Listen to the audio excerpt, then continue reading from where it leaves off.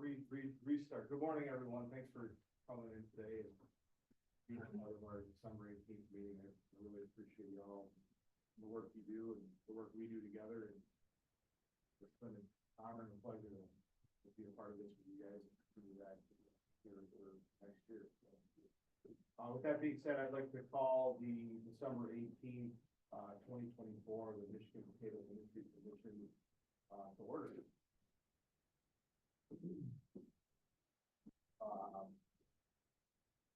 Go ahead. I did pass out to everyone a copy of the antitrust statement that should be read before the beginning of the meeting. And then I have 2 corrections to the agenda before you start. You want me to read this aloud? Yes, please, because we are recording this, so that way it's in the recording. Dear directors, I'm ready to follow. No, the antitrust statement. Oh, yeah. Michigan Potato Industry Commission and Michigan Potato Industry Commission event participants are subject to antitrust laws that prohibit, among other things, fixing prices, allocating geographical markets, unfair or deceptive practices, setting profit levels, and boycotts. Discussions at the Michigan Potato Industry Commission events and meetings must not evolve into addressing or inducing or agreeing to private sector joint actions between industry members to resolve their competitive concerns or to adversely affect other industry members. The Michigan Potato Industry Commission shall not permit, condone, willful or in adjuvant anti-competitive behavior in connection with any Michigan Potato Industry Commission organized event. Proper activities, Michigan Potato Industry Commission discussion may include, but shall not be limited to, potato industry-wide activities and concerns, exchange of information on new developments on the potato industry, and promotion of markets for the potato industry as a whole. Improper activities, Michigan Potato Industry Commission discussions may include, but is not limited to, the following topics: current or future prices or pricing policies, price lists or procedures for coordinating price changes, sales quotas, allocation or division of territories of customers, boycotting any part or denying any part access to markets, products or information, commercial practices of competitors or customers, or anything dealing with trade abuses and excluding or controlling competition.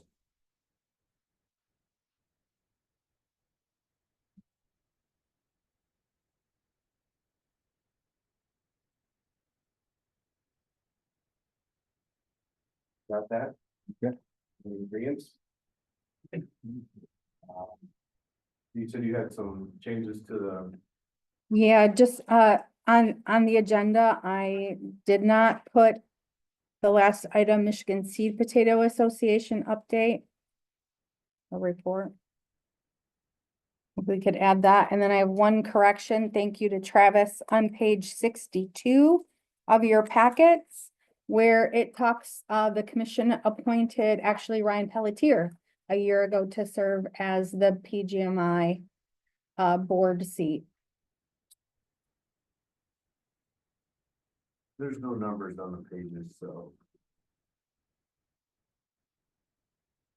When we get to that, I'll remind you right in the report, but I just wanted everyone to know ahead of time. So for those of you who have me print them, you have numbers on yours. Okay. You don't have numbers on yours? Oh, sorry, I started that. I must have not finished it. I can guarantee you this time you have every page. Does that count? With the correction and the addition, I move to approve the agenda. Second. All those in favor? Aye. All those opposed? Motion so passes. With that, are there any public comments on the agenda items? Seeing none.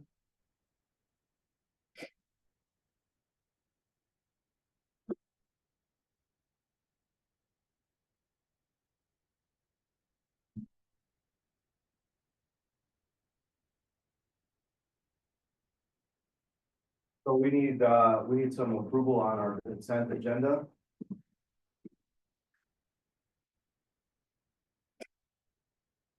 Yeah, you guys have all should have read that before, the meeting today, which I'm sure we all did. No, I spent some length reading it last night, while watching some Christmas movies, so, we do need a motion for that. We were not watching Christmas. I was reading this. I'm moving to approve the consent agenda. Second. All those in favor? Aye. All those opposed? Seeing none. Can move on to discussion on policy, and again. Should have spent some time reading this. If we need to deep dive too much into this. How far back are, I do wish I had page numbers now, but.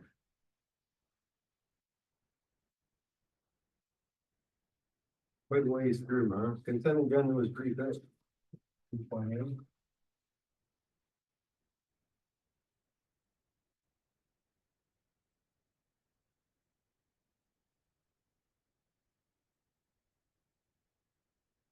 So you're looking for, So I think all this was in the consent agenda. I did, reading through this, I was kind of impressed with all of the quality and depth of the analysis of the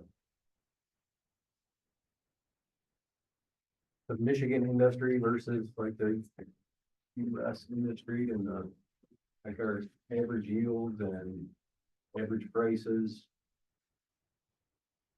And I, it's been a week or two since I read through this, but there was a number of charts or spreadsheets in there with all that analysis, and really think that it shows that in Michigan, we've held acreage and increased yields, and our average price seems to be above the average price nationally. In reading that, I just think it's a testament to all the work of everyone really, but the research and the commission, and I think we have a good thing going, and it shows in all the numbers.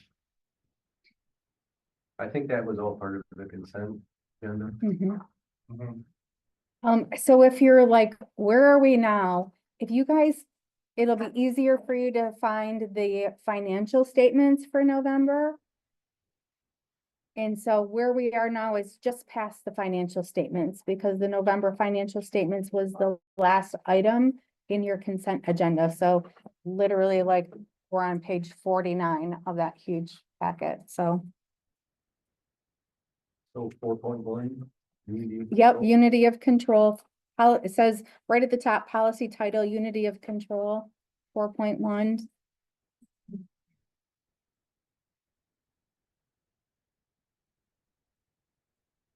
Basically, what that policy says is that only the actions of the board of directors is binding on me as the executive director. So we're not gonna meet after this meeting, and someone isn't gonna say to me, hey, I know that this was passed during the commission meeting, but I want you to do this instead, right? So motions and the work done at this meeting is what I am bound to carry out, and basically it says, we all agree that that's true.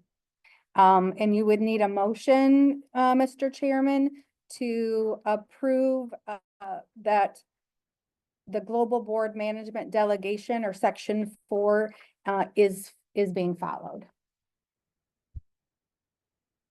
I need a motion. I don't do the motion. Move to. You approve- can't make a Right. motion, I right? move to approve, the unity of control governance policy as stated, in the packet that we have.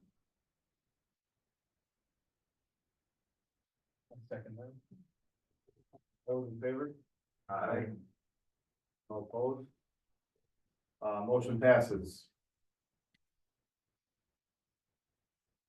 All right, you can flip forward a few more sections to the global ends. So at the top of the page, it says MPIC Section 1 ends. The policy title is Global Ends Policy.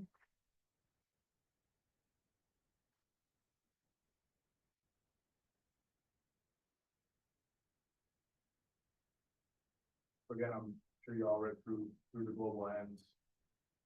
Policies, I don't know. Kelly, if you wanna deep dive into this a little bit more as well. Well, last year we took some time and reviewed the global ends. That's where, section 1.5 kind of came from, so, we put PGMI's global ends on here too, just for awareness, but partway down the page, you have MPIC's, global ends, which are, directed towards, ensuring an economically viable potato industry in Michigan, at the cost of managing risk and maintaining our ability to respond to disruption, rising needs, and market shifts. So we have 5 kind of major global ends. Those global ends are basically the marching directives for the commission, for us to ensure that we are working towards annually. So the first one is members experience greater profitability. And then we have 2 kind of subsections there. The second is customers, team members, communities, and universities coordinate to ensure a sustainable future. There are 2 subsections under that one. The third one, members proactively take action in environmental stewardship for a sustainable industry. The fourth, the public understands and supports modern agriculture practices. And number 5, university-private partnership research evolves to best serve the Michigan potato industry into the future. So the global ends really are here's the areas that we want you to focus on as a commission. So what you're looking for is a motion to approve these global ends? Yes. So moved. Or, All those in favor? Aye. Okay, no opposed, the global ends.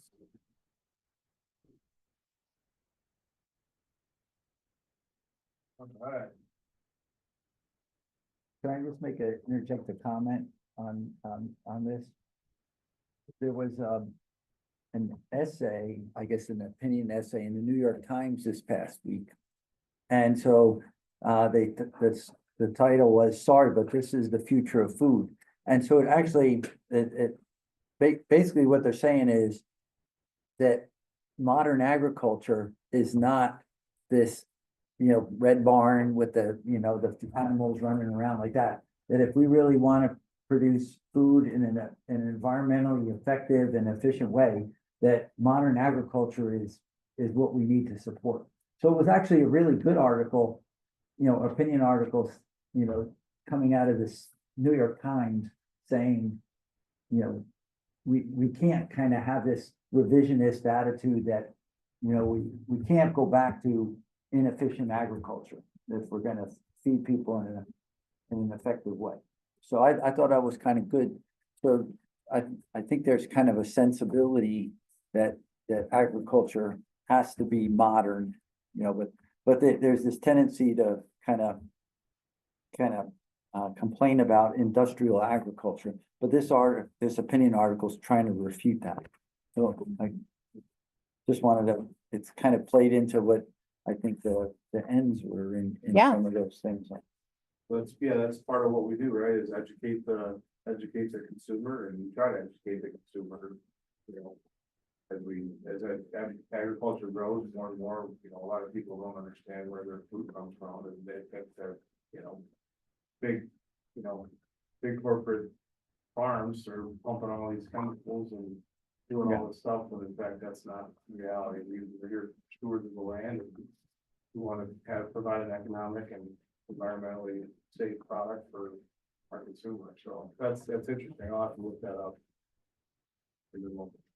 Will you share that link with me and I'll send it out to everybody? Actually, see what I can do here. Okay. Thank you. Okay, moving right along, to action items.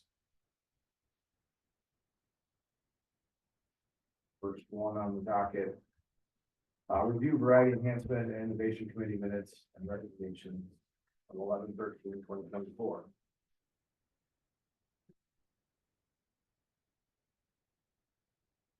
Again, we all should have went through this. Our action needed here is to determine funding can be allocated, to these two items for items and when fiscal year 25 or other.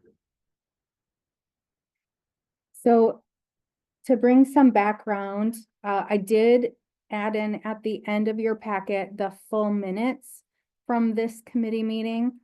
So the discussion around this committee meeting really centralizes around the fact that we're changing leadership and who is helping with the research storage facility, who is bringing potatoes in to fill it, who is taking potatoes out to be sent to market for testing, and the need for all of the updates there. So there, Sandyland has graciously offered to take over that role from Sackett Potatoes. They have a completely different truck setup. And so that means we needed to look at our equipment and the facilities and like, okay, what needs to make this, what's needed to make this leadership change, right? So we have potatoes in the building, we're gonna have to get them out at some point. And in order to do that and get them onto a truck, there are some things that need to change. And so Chris has been working diligently with some, what, 3 or 4 different companies to look for a solution for part of this, and then also taking a look at the equipment that we have. So when we started construction and the moving dirt around for the new pole barn, there was that irrigation line that ran east and west along the front headlands of that had to be removed and taken out. So we capped that irrigation line. It's kind of over by the front, northwest corner now of the new storage building. Underground, it's capped. So there was a discussion at this committee meeting about, do we need to reinstall this irrigation line so that the rest, that property can be used for research in the future? And so there was a lot of back and forth. And in the end, they said that they would like to reinstall the irrigation line along the east side of the property so that it's there for research plots into the future. Because right now, like, it would be non-irrigated. I did get a quote for $7,000 for that, and you'll see that in the budget kind of update in a little bit. The second recommendation was to repair the star table. So broken items, so just fixing things that are broken right now, is that $1,200+ repair. And then there was an additional $9,100 quote.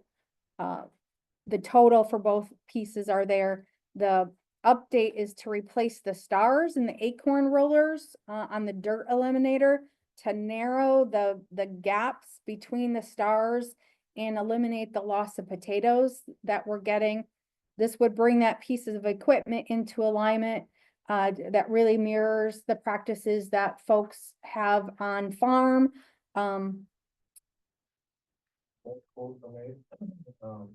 Advanced farm equipment just for parts, or would they do the work too? I think that's for everything. Is that correct, Chris? I attached the quote in your packet too, just to try to give you more information. The committee asked if that could happen in this fiscal year, since the star table had to be taken to AFE already for them to be able to give us the quote on what was broken and what would need to be fixed. And so they would like to get it fixed while it's there instead of bringing it back, trying to use it at some point and then bringing it back after July 1st for fixing. So And then the last recommendation would be the purchase of a new to us, new to MPIC bin piler. So definitely a used piece of equipment. But how many months, Chris, was a 3-month project or more trying to find a used bin piler? People are hanging on to those pretty tightly. Those are, yeah, been difficult to find. People have them, but they want to keep them. Chase, Young was, instrumental in helping us get like net sales and finding this particular unit, so, yeah. We even took a look at, cutting, chopping up and retrofitting and kind of rebuilding the current one we have, and just the cost to do that. We still have a very old piece of equipment. And the problem with that is we need something that is shorter to be able to put the potatoes into the bins, and not not hit the roof, right? And then we need something has the capability then to be longer and taller to be able to fill the trucks. And so the old piece of equipment, we could retrofit it to fill the trucks, but then we wouldn't be able to use it to fill the bins. So, there was a lot that went into that.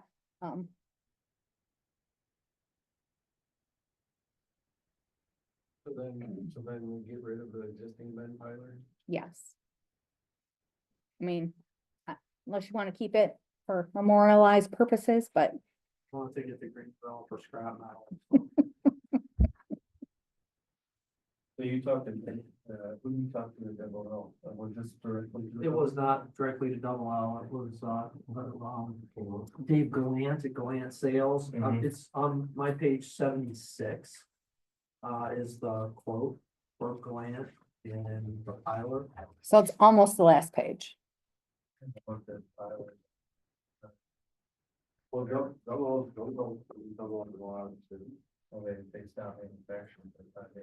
You know who was my, B-League roommate, was Byron Duffin, he was, I don't know if he got laid off, but he was the president. He Yeah. became the president. I'm gonna call him, see if he can do better than this price. That pretty much encapsulates the details of what we need. Is Mhm. the single phase is important, but I mean, 30-inch is really wider than we need, but we need the height. We need to clear like 8 feet from the ground to the bottom of the boom to get into the, reefer live bottom seat truck of Sandylands. Yeah, This unit is double L. it is a double L. Yeah. This is the exact same one that's in here, Yeah, I know. the 30-inch or 40. It has currently a 3-phase motor on it, and we looked at just putting a phase converter, but that was way more expensive than just pulling the motor off. And putting a new single-phase motor on it, but then Kelly, we also, then we go from the old piler that runs off of a 50 amp to then needing 100 amp service in all 3 buildings, which then becomes another expense to you guys to go from 50 amp to 100 amp. So that's another 10 grand just to have N1 Electric put 100 amp service in each building. The plugs are expensive, but entertaining cheaper ways to do it, but this is the safest and best way for less educated staff people as far as the electrical goes. They can just plug and play and not have to unwire or something from a panel. And you can put that. On the action item, it says determine if funding can be allocated for these two items. There's 3. Right, so I'm sorry. So the 2 items would be the star table and the purchase the new bin piler. We can wait until after July, to look at that irrigation replacement if we want to. Who owns the property with the? We do, MPIC does. That property also needs drain tile? No, so part of this was, Pleasant Valley went in and they did a bunch of excavating. And so they removed all of the topsoil.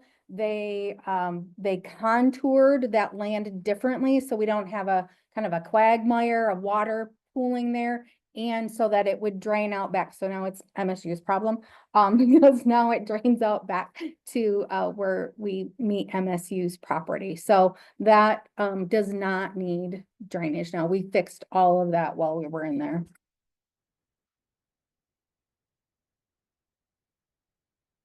Or the Tyler, yeah, from Gland, but then, included in the, $10,000 is not only the 300 amp services, but then it'd be adding 100-foot, 4-wire, 4-gauge cord to this plus the plug, so Dave, Garner, at Edmore Electric would actually connect into the motor that then would have the right plugs and the right length of cord and go to the link. So just the piler as is would not run because it has no big metal cord on it. Right. What's the shipping cost from Idaho? He said he quoted us like 35 or 3 to 4 or 3 to 4, something like that, 3 to 4,000 is what we were Come on, flatbed? Yeah, probably hot shot. Trucker. and all that. Yeah. Depends on the weight, it probably would, it'd probably be, it wouldn't be like a. This is a small.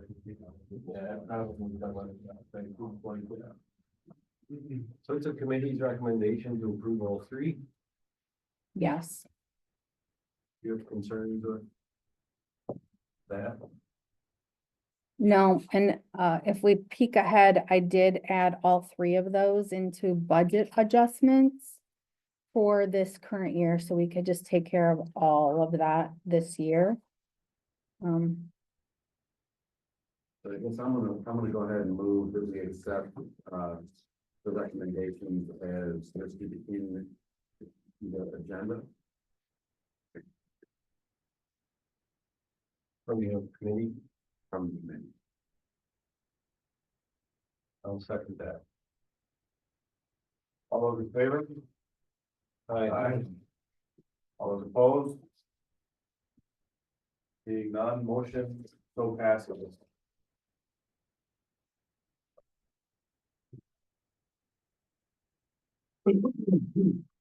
Um. Next on the list, our review of research committee's recommendations on 8/8/24. I had a blast with you guys at the review progress. That was a lot of fun, a lot of good information, a lot of good discussions that we had. I feel like the work that we did there was very, very positive and, you know, again, we continue to move the industry forward in these type of events, so. Yeah, Kelly should be commended for putting that Yeah. together and the reach that had into the university and then our industry, not just growers, but private sector. It's quite impressive as well. I was impressed with the number of people you convinced to participate. Yeah. And be present. Yeah. And small group Full room. breakouts and. She bribes people with chocolate turtles and stuff, so she's got her way. It was such a wide range too, from the industry, from the growers to the customers to the Vendors. vendors. And, Just the people there. What was represented by the people that participated was powerful itself. There were some really good things that came out of that, right? Things that we were like, what? Oh, shoot, we're missing the boat on that. And And people were really engaged. So action needed to determine if the MPAC is the best entity to take on this project, or is there a desire to maintain independence from government agency affiliations, ensuring greater flexibility in operations and funding, determine if PGMI's zero sector structure potential fit for spearheading this effort. We need to determine if the MPAC is the best. well, so the recommendation that came from the research committee meeting this summer was that MPIC start a foundation. And that came out of so the discussion started at Rooted in Progress. Well, technically it started here a year ago with the folks from MSU coming out to discuss what an endowment fund would look like. There was more discussion on that in a foundation that happened at Rooted in Progress. And then at the research committee meeting this summer, there was an actual motion made that MPIC should be asked to start a foundation.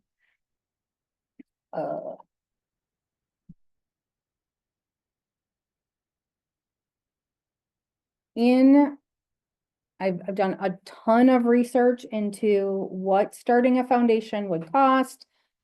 All of that. The part that gives me pause as to whether or not MPIC is the right entity to do that is the fact that we are a quasi-governmental entity. So in talking to MDARD's legal counsel, MPIC can give to a foundation. So when the Potato Leaf Foundation was started, we pledged $50,000 for the start of that foundation. And that completely lies within your rights to do that. If you were to start a foundation, there are these tentacles that what happens if the commission at some point they decide not to continue the commission? Could they go after part of the foundation? Like it's this really weird red tape. And so my suggestion for your consideration would be to ask PGMI to be the entity that starts the foundation, because that is a completely separate association. You guys could provide some funding to them for the startup costs. You could work with them on who would be the founding board members of that foundation. But I have some reservations about MPIC being that. Have you discussed with any of the PGMI board members?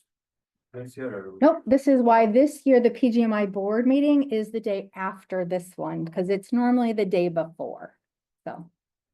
You would come to them tomorrow with our recommendation. Is there any downside? I don't see one. So would, PGMI, they would start the foundation, they would not administer the foundation? So the foundation would be its own entity, just like PGMI is currently its own entity, MPIC is its own entity. We would have another organization in the state that would require a set of board members and oversight. So it would be a completely standalone. So how the Potato Leaf Foundation was started is the National Potato Council was like the founding organization, but the Potato Leaf Foundation now is its own entity. So it has board members that meet a few times a year. They have their own bank accounts. It's their own entity. This new entity would not be beholden to anybody. It would just receive potential funding as a non, like the gift couldn't have strings. Like, Right. so here's a donation of towards this. Yep, it's all of its own legalities and rules that would need to be followed.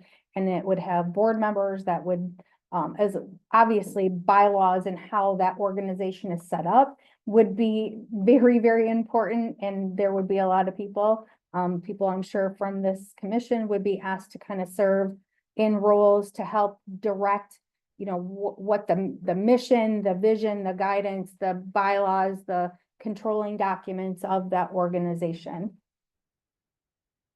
So I got a question. So in North Dakota, there was, I guess, money put towards the Neil Goodmanstead position, like somebody to replace Neil Good, right? Like endowment of some He's sort. the breeder too, right? And now that they've established one for Susie Thompson, they call it some endowment. I don't understand what goes with that or whatever, and how they have it set up, but I'm just wondering. Right, so we did talk last year with Ag Bio because that was one of the concerns that this group had is what happens when Dr. Potato Right. retires? I think everyone's a little bit hot panicky about that, Dave. And so we want to make sure that there isn't a gap, right? So like, you retire, they go in and everything goes away, right? And I don't think the potato industry is interested in having that sort of gap. So in talking to MSU, we're like, how can we stop this gap from happening? And they're like, well, when Dave retires, that position will go up and it'll be in competition with all the other open positions, and there quite possibly could be a gap unless even with an endowment. And that's where they gave us the choose your own kind of ending. So like for $3 million, this is what you get, which is basically would the startup costs for a beginning researcher, Yeah, right? Someone, and then for 5 million, we got XYZ. For 8 million, there was more, but there was no guarantee of any sort of time frame or that they would be committed to that. And there's nothing that holds them to that. And in speaking to the lawyer that writes endowment contracts across the country, she's like, we could write a contract that would hold MSU more accountable, but enforcing that contract is gonna be difficult because they could have a breach of contract and really like all you got is going to court, which is gonna delay the process even more, which is what you're trying to prevent from happening to begin with. so just to make it not sound so negative, Mm. so there's this, they don't have positions.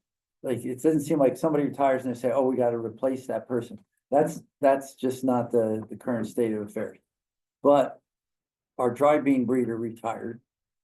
And that went right to the top of the list. So so they decided at the college that the dry bean industry was that high a priority that it jumped all that. And then they hired somebody and that person left after 3 years. And again, it went right to the top, Mhm. So so they don't wanna, they're like playing poker. But there are times when they did decide that, and then the turf industry has put money on the table, and that position is being searched right now. So I think they're playing a little bit of game with you to some degree, but if there aren't all groups putting money on the table. So if you put money on the table, you're ahead of everybody else.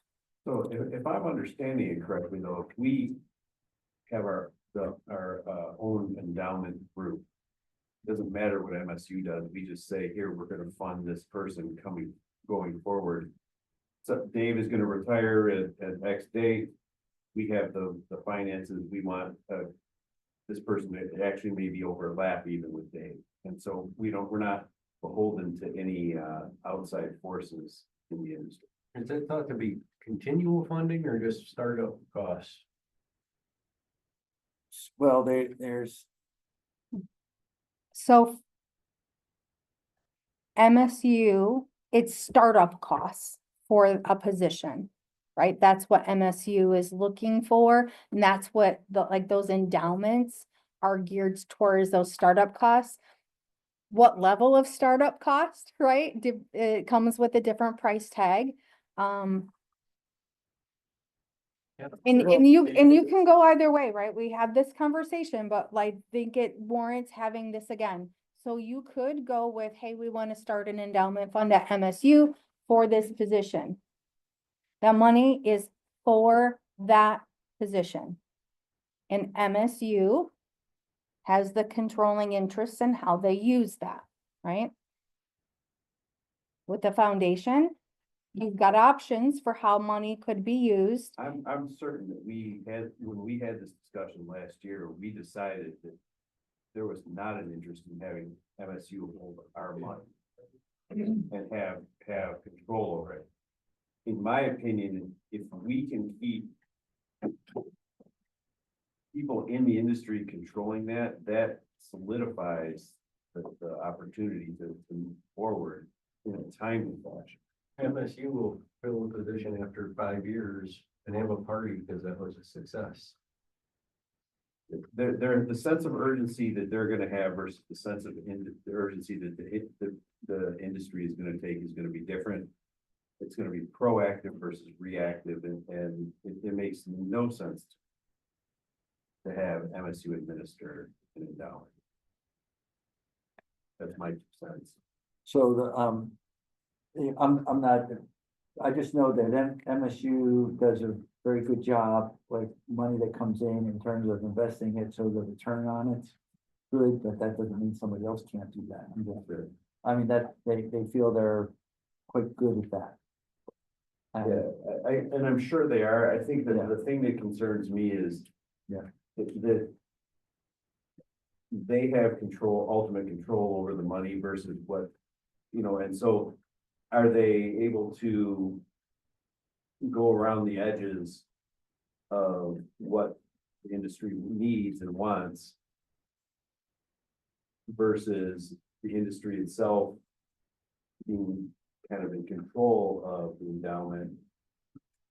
It's gonna be Not to easier mention, consensus. not to mention who are they? That tends to change. The administrators changed on that. So have you talked with the turf industry to find out how they are handling the money that they're putting on the table? No, so I talked with, so Michigan Wheat has an endowed position. The folks out in Washington State who are in my position have an endowed position out there. I did visit with Jason Walther, because Walther Farms has provided 30,000 plus to different endowments across the country, and tried to understand like the issues and the grievances that they have with that process. And so it basically comes down to, in some states, the universities are not filling these positions in a timely manner, whether even with the endowment in place. MSU has been very forthcoming and honest with us in saying that if we're not their priority, it doesn't matter if there's an endowment. We have to make ourselves a priority. And then those funds can only be used for that position. So if you have a foundation, you have a little bit more control over the purse strings. You have more say in the process. And maybe there's another position that you guys decide is gonna be really important to fund through this in the future. I just think if you have the industry responsible for the foundation, that is the most local control that you can have and that you want. You do not want, like you said, if you as a group, as your foundation, under your bylaws, you make intelligent decisions that we can't foresee 10, 20 years down the road from now, but you have the adaptability because it's your foundation, it gives you flexibility. I would imagine if you set up a foundation or do something through MSU, changing that down the road is not going to be an easy thing to do. So I guess I'm advocating, if it's PGMI, I would like to see them handle that or be the starting block for that, and then maintain the industry needs to maintain the foundation. So who would be like the oversight or the checks and balances of a foundation that's initiated by PGMI but becomes its own? Yeah, so there are models out there. So it would be integral folks. So folks currently serving on the PGMI board, they would also ask folks currently serving as commissioners to serve as like the founding board to create the bylaws and the documents that will provide direction for that entity. And then after the first year, once all of the documents are in place, there's lots of meetings with the legal entities to get that done. Then there would be an election for officers, for just like we do for PGMI, and there's a different sort of election appointment process. It's an appointment process for here, but there would be an election for officers, depending on, is it every 2 years, rotating? And if I, correct me if I'm wrong here, but the officers don't necessarily have to be part of the industry. Like, you can actually have a finance person Mhm. come on, someone who has that background and that expertise. And that actually would be, you would want a diversified board, right? Not just the potato growers. You would want a group of people that bring outside and real life experience into that. And so that maybe people who are at other foundation, board members for other foundations. And so you're gonna wanna pull a variety of people for that. So would they be elected by potato growers or by the potato grower Michigan board and the commission board? That will all have to be determined in the bylaws and how it's set up. So the group of people that would come together to hash through that would determine those details. Where's the actual money held within a foundation that being in interest? I mean. So it depends on how that's set up, but yes, so there is a financial consultant that works with the P Leaf Foundation, and they have the money in a lot of different vehicles. And they look at the return on investment and stuff, because the 3% withdrawal annually from that is what they look at as like a healthy foundation. So if MSU wants $400,000 for startup costs with lab access for someone in Dave's position, it's a $450,000 startup cost. So where do we need to be? So let's say Dave retires in 5 years. 5 years. 5 years. What investments do we need to be in to be able to meet that withdrawal period over that time? So, They invested like your 401k. Sure. yeah. Yeah. Money markets, bonds. So. And then stay on. So Kelly, your recommendation is to go to the PGMI and ask them to head this operation and not keep it with the MPIC because of the government ties that we have, the red tape in that. Yes. So PGMI is independent of any of those government agency affiliations. They have a little bit more flexibility in how their operations and the funding, because they are a private association. And to me, they're even more grower centric than the commission is.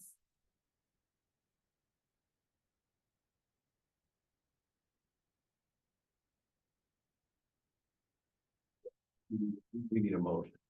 To have. Yeah. So I moved to have PGMI, look into overseeing the development of a foundation and discuss. Good, sounds good. I would second that with the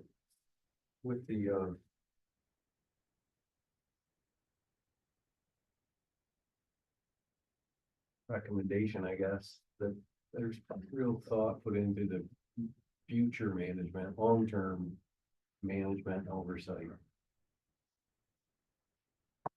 Like how board members would be selected.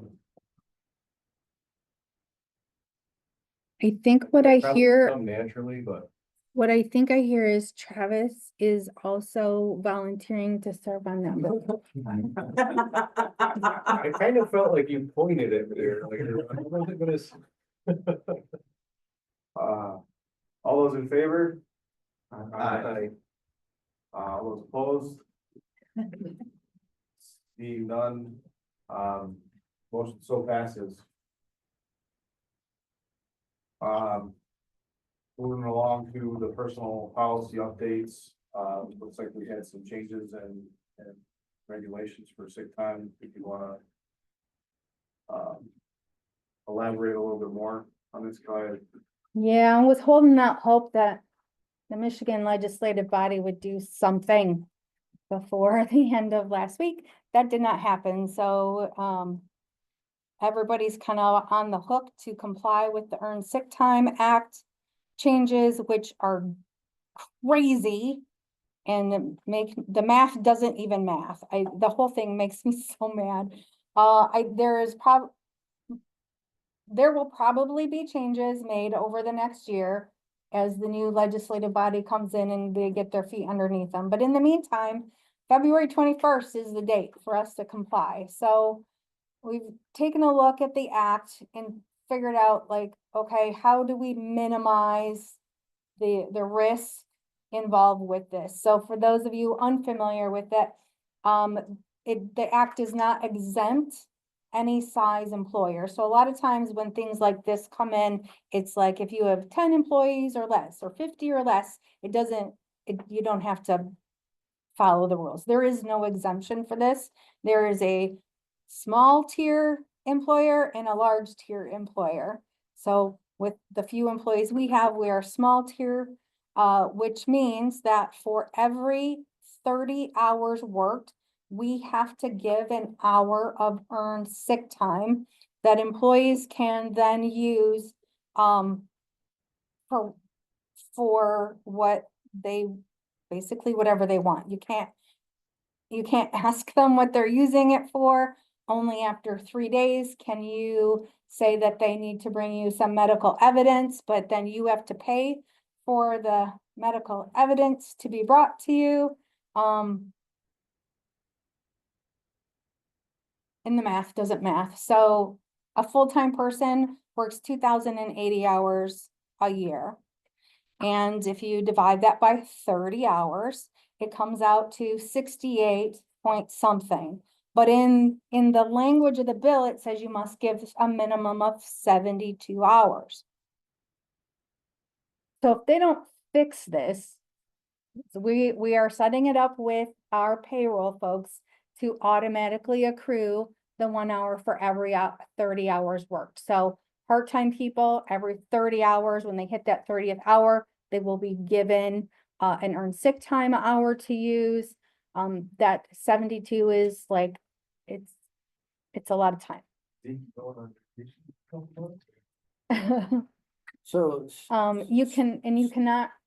You cannot request, they do not have to notify you, it's within a reasonable time, so. So the question, if it's a 72 over a year, would it not make more sense to actually figure it's like 30.1 hours? Or like you get 1.02 hours per 30 to get to that 72. Yeah.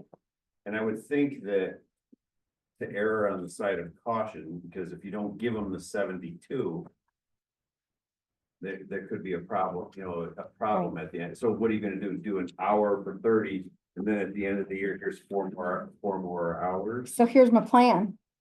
I am hoping that sometime in this 2025, that the legislative body does something to make this at least make sense, right? This doesn't start until February 21st, so no one is gonna earn the 72 hours because this doesn't take place within a full calendar year. So we are starting out with complying with the language, 1 hour earned for every 30 hours worked. If they make no changes, which honestly, I would be shocked if they don't, over the next year to fix some of these things, then we will move to a model that ensures that we're in compliance with that. Part of my request also is, so 40 hours of this is paid, and the other 32 hours can be taken unpaid. So instead of adding another 40 hours to everybody's bank of time, what I would like to do is,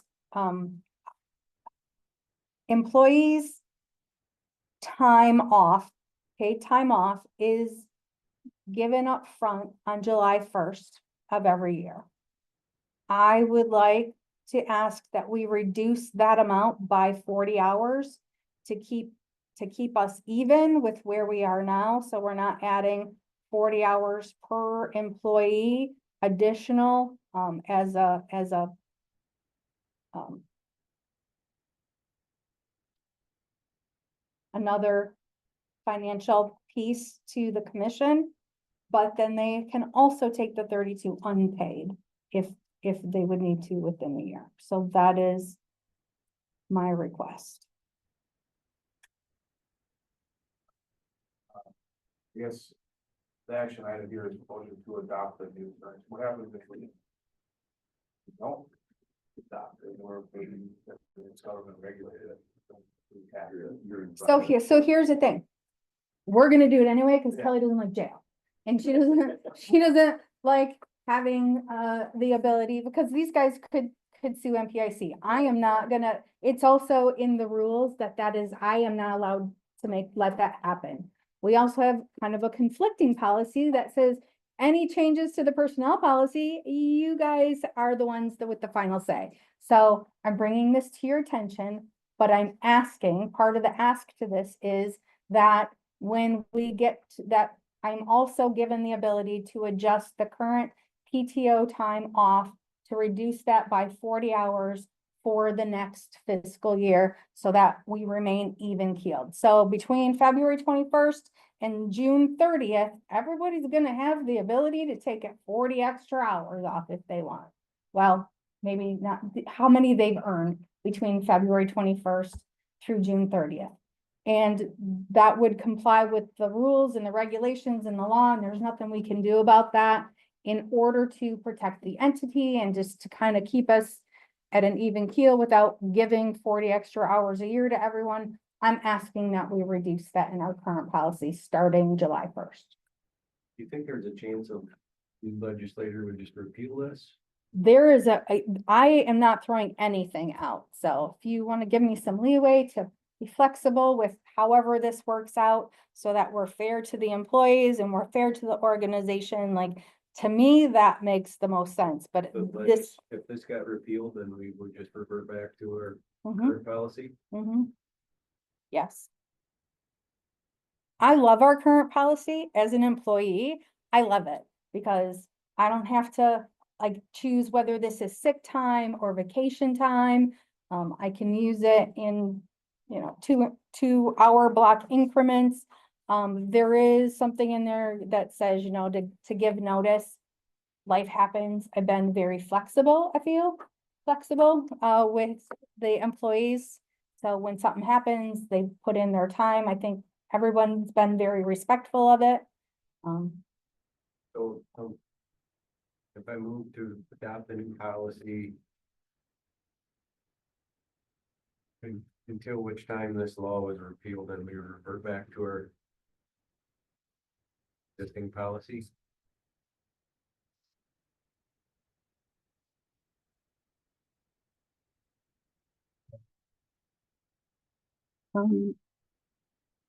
Does that include my request to reduce the 40 hours if this isn't repealed by July 1st? Yeah.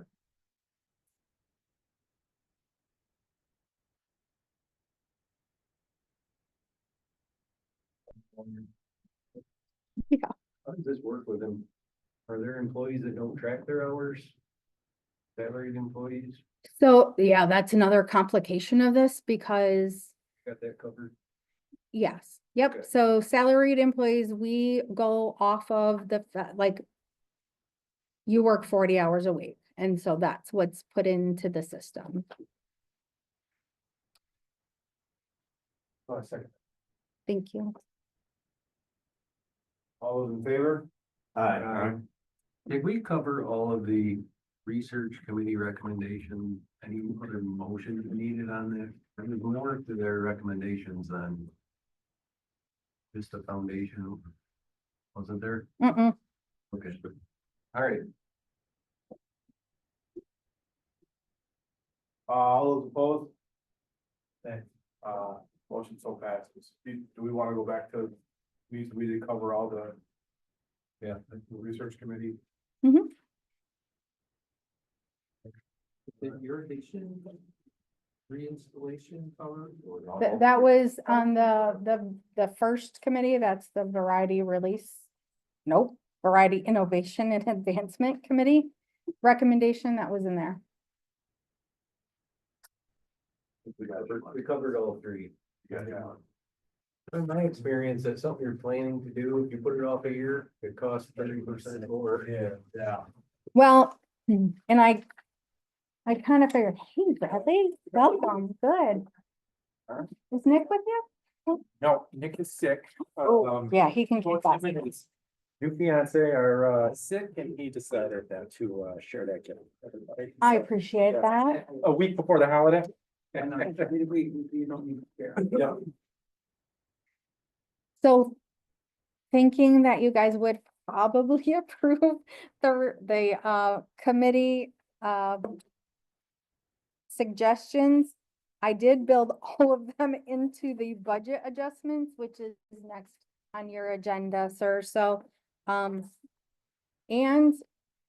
since this was put together, we were really worried about sponsorships and that we would be below budget, but Denise and Morgan have been working their magic, and so we're no longer short. Hey, yay. So we're not gonna be short that 3,000 in revenue that we thought. If we look at expenses though, so in your little chart, so this really revolves around the storage facility and the new facility. So additional construction expense. Oh, we are over by $52,000. And part of that is we added more fill dirt than what we were originally quoted, but as semi trucks were kind of getting stuck in there and some other things, were like, oh yeah, we're gonna have to add that. So that added some expense.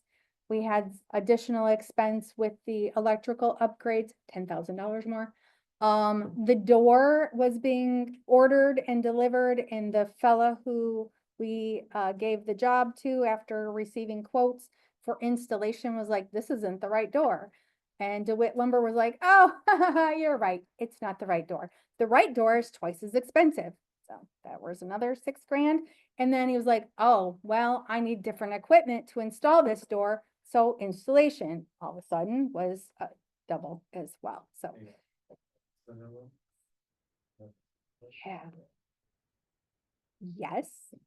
Yes, so we're over budget by $52,000, but unless you didn't want dirt in half of that building, I kind of figured we needed to move forward, so.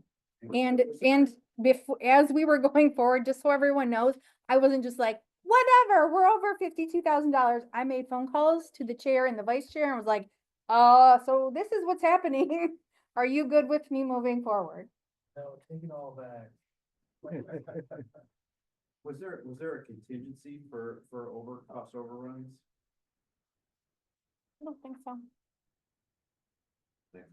There was not, so we, at the June meeting, it was $150,000. That gave us like a $20,000 cushion, and then the dirt started getting moved and we were like, oh. There were some fights with an engineering company. There was a lot happening there, so. Which we did not end up paying, by the way.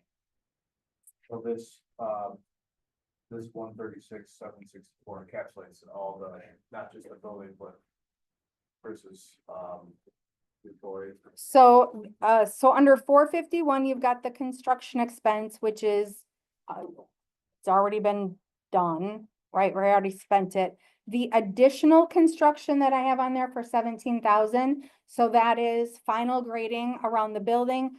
After it settles this winter, we're likely gonna need more crushed concrete in there. And that also includes the price for the irrigation reinstallation. And then you technically approved the star table renovation in the bin piler purchase in your previous motion. So all of that, the net variance actually of only 133,764 is what you would be looking at. Never had a variance this large before. I am not a general contractor and don't want to be one again in the future. Budget for. Budget for something and you start getting into it and then. It's. More than you expect, so. There's certain expenses that can't be accounted for, so I. Well, and we have two things happening, right? So half of this amount, well, yeah, half of this amount is the construction of the new building. The other half of that amount, though, is really like, there's this leadership change happening with how we move potatoes in and out of that research facility, and we need to change the equipment we have, and that's what that is. That's all. But. I was gonna make a motion, you. Go ahead. I move to approve the budget adjustments totaling $133,764 as presented. Only if you need that.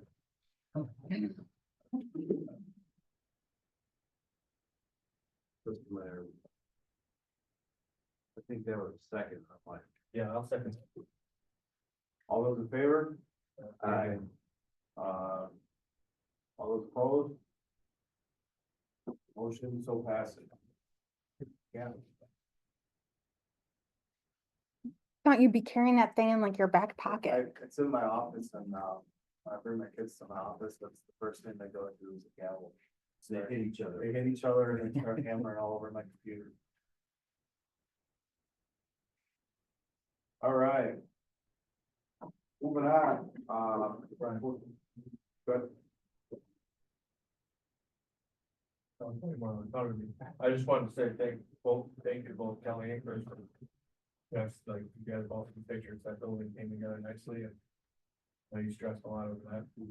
And then all the backwork we done with, knowing what you need to get in there and all the equipment necessary and all that. Yeah, well, Again, it helps us move the industry forward, right? You know, my goal. Thanks for letting us know. Great. It seems expensive for the 100-acre move, but that's not really the point. Their activity has to be reflective of the research that you get out of it. You're not reflective of what happens in the real world. find that potato that stores until July, right? Yeah. Especially with 52 inches. Yeah.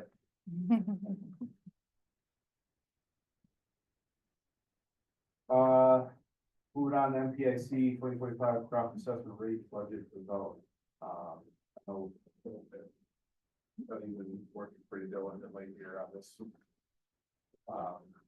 This aspect of the action items and trying to get us, you want to update us here on. To accomplish.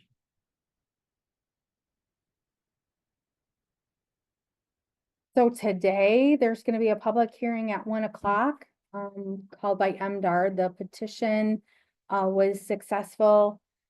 After the umpteenth review, the, legal team from MDR determined that there was not they misinterpreted the legislation language, and there was not a pathway to increase assessments for shippers. So we will, instead of scrapping the whole thing and starting over and putting us behind 3 months, they are moving forward with the ask in that petition for increasing the assessment cap for growers. But it's only the amount that was suggested for growers, and so there's, I think, a 1.5 cent discrepancy in the total amount that was asked for in the petition. You can ask for that today at the petition, and it would be up to the MDR director's discretion whether or not to include it in a referendum vote if he determines that we're good to move forward with a referendum vote on the cap. I have received numerous phone calls of people freaking out because they thought you were gonna raise assessments to that amount. And so being able to explain to them the language in the legislation that says there's this cap, and that the commissioners have been, have done a fantastic job of understanding the financial needs of the organization and not raising assessments. Taking into consideration what we have in reserves versus what can we forecast in the next year as far as, what are we gonna need, that kind of stuff, and managing our risks that way. So my suggestion, I guess, would be not to raise assessments because that might also muddy the water for some folks who are like, so you're not raising assessments. And I was like, well, they meet and it's up to them to decide, but if I had a crystal ball, I would say they're not raising it. Please note, Phil is not standing next to me because he was teasing me that he was gonna move to raise assessments, and I said I was gonna bust his kneecap at that. There was no fee. So he's outside of arm's reach. Plus, if we kept the assessment rate the same, it would negatively affect the work done by the commission. I don't think so. So in doing some forecasting already, so I'm already starting to put together the budget for next fiscal year. There are some things that are increasing in price, but gosh, Zeke, we have pretty good conversations about, all right, how do we manage this cost, right? So moving things like Acrobat from 2 licenses to 1 to create space for the Creately and still saving money, right? And so what does that look like? And really trying to manage those. Where we're gonna get out of bounds, it would be if something crazy were to happen, like with the building and the equipment change that we need, that weren't really on our radar at the time of putting the budget together. I guess. So you're stating the budget that you put together this year is based on a 6.5 cent assessment. Yes, And you're comfortable with the way that is. And there is no need to go up because we have it all, barring any unforeseen circumstances, we're covered within the budget. In the meeting this afternoon, the referendum, so currently we're 6.5. 5 cents growers, 1.5 cents shipper. The ceiling is 0.5 cent more on growers currently. Mhm. The meeting this afternoon, the proposed increase, the shipper would stay the same at 1.5 pennies. What would the grower's cap be? 9.5? I think it was 9.5. I have the language here somewhere. And the initial goal was to go grower 9.5 and shipper what? An additional 1.5, so it'd be 2.5. So additional 1 cent. It would have been a 2.5. total of 12, but as it is, it would be a total of 11. Mhm.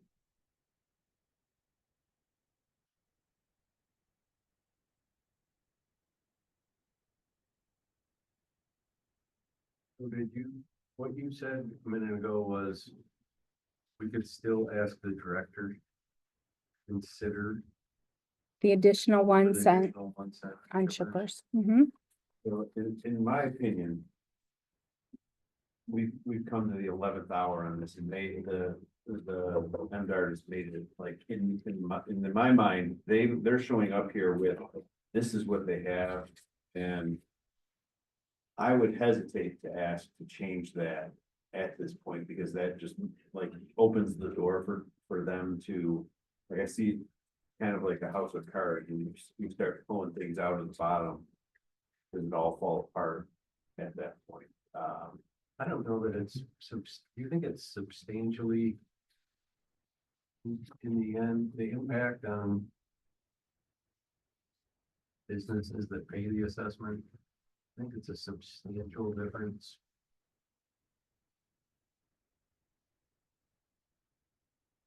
I'm not a business that pays that, so that's, As a business that pays it, I'm gonna pay it whether it gets put on that or not, right? Because the grower has another 2 cents that they have to pay. That's just a cost that they have.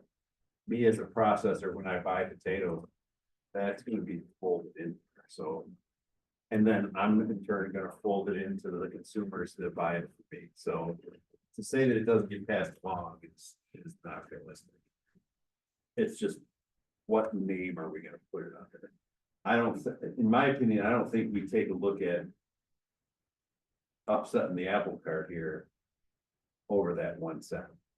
We just, if we get what we get, we should be, because we're not going up in the assessment anyhow. So this is the door opening for future opportunities. So increase the ceiling. Yeah, it's not it'd be one thing if we needed the money. Right. As the commission to be able to function next year, but we don't. And so the sense of urgency, in my opinion, is not as strong. But again, I'm the guy that doesn't have to pay it, so. That's kind of self-serving, Phil. Yes, I sit on this board is definitely self-serving for me. So I think I agree, you know, if the commission doesn't need the money, you know, this year. You know, maybe we will in the future, and this cap, you know, increase in this cap, we'll see that, but, you know, currently in the moment, I think financially, we're okay, and, you know, the growers, the shippers are reasonably happy with the rate now, you know, what's the point of setting that, or, words, you know, and things to the word, steal your words, but, as long, you know, as long as we have that language built in for the ability to change in the future, then, you know, that would be more beneficial at this point in time. I'm in agreement to, what's your math? No, I agree. Yeah. We don't really need a motion on that, but I I agree, dealing with government gets messy. Do we need to, as a group, be there for this? I scheduled it at 1 o'clock today specifically so that you could all pop in there and make some comments towards that, because the MDR director will take comments from today's hearing, and he gets 30 days from today's date to decide whether or not he allows a referendum for this to go through, which then they'll put together ballots. The ballots will go out to everyone to vote on. This is a referendum just for the continuation of the commission. No, just for the cap increase. And then next year, we have a separate referendum to say whether or not we continue the commission. I thought they were gonna be together. Together, so did we. They're not. Not my choice. So Not my choice. the, so the comments are about whether or not we need to increase the cap. Yep.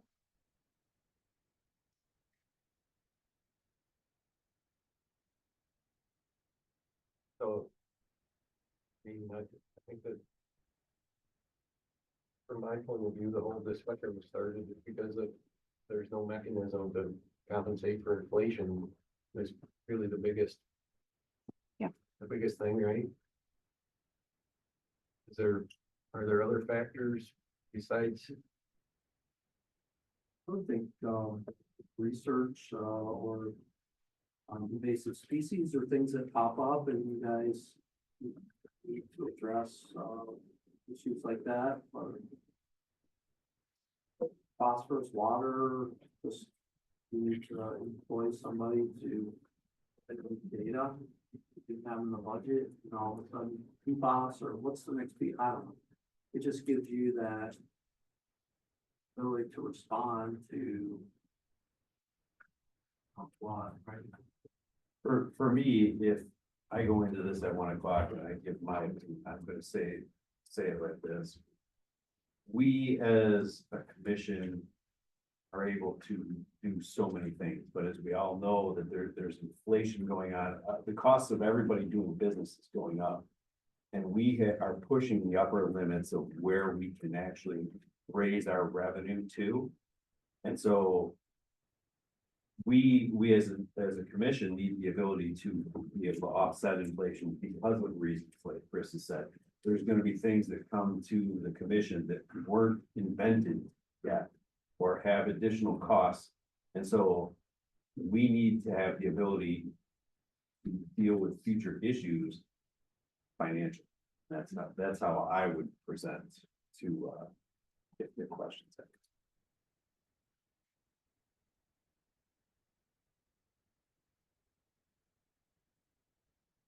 Motion. I move to leave the assessment rate unchanged, a total of 6.5 cents, 1.5 cents from the shipper and 5 cents from the grower.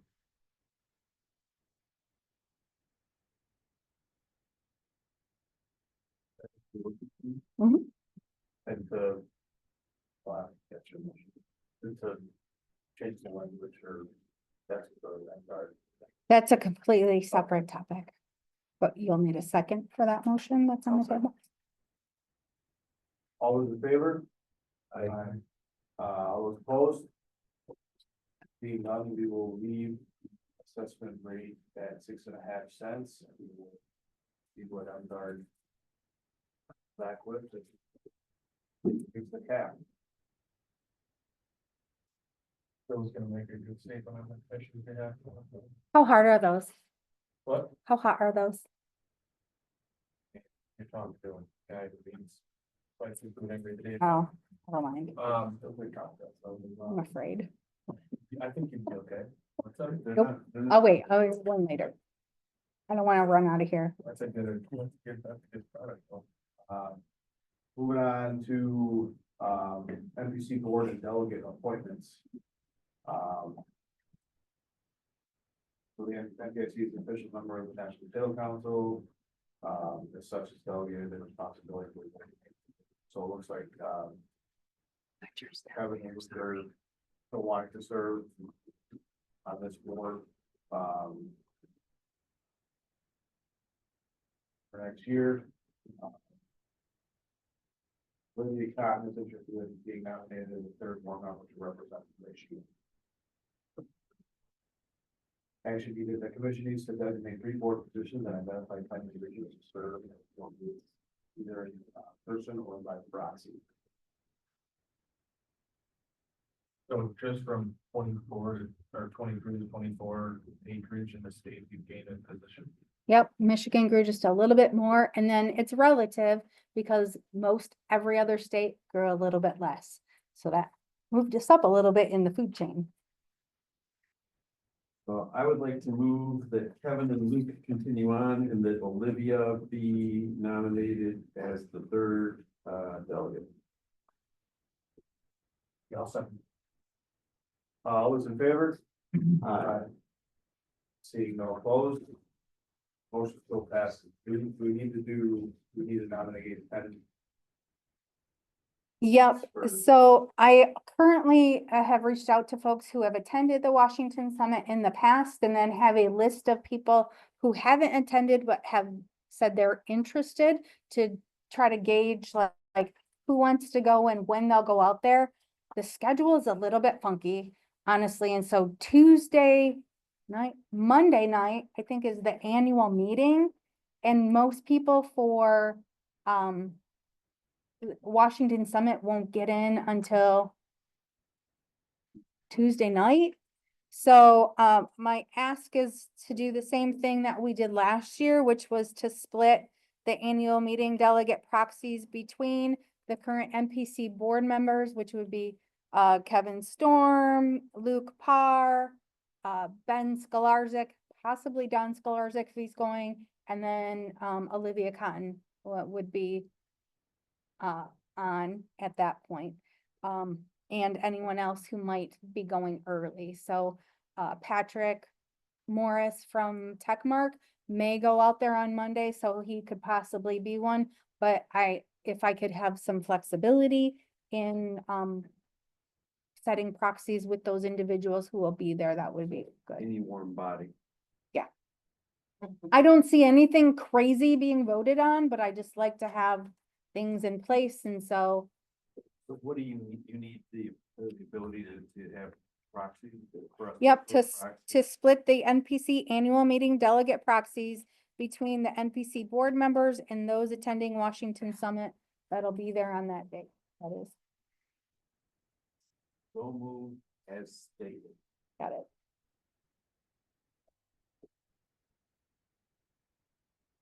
Not on another board now, am I? Yeah, you walk out. We'll tell you later.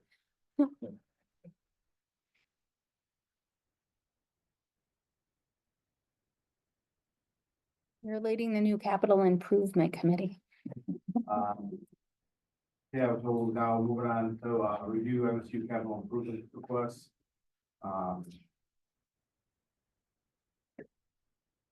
Yeah. 5 items on here that we can go over. Our action item is to determine if the request aligns with the commission's discussion of the previous 2 years.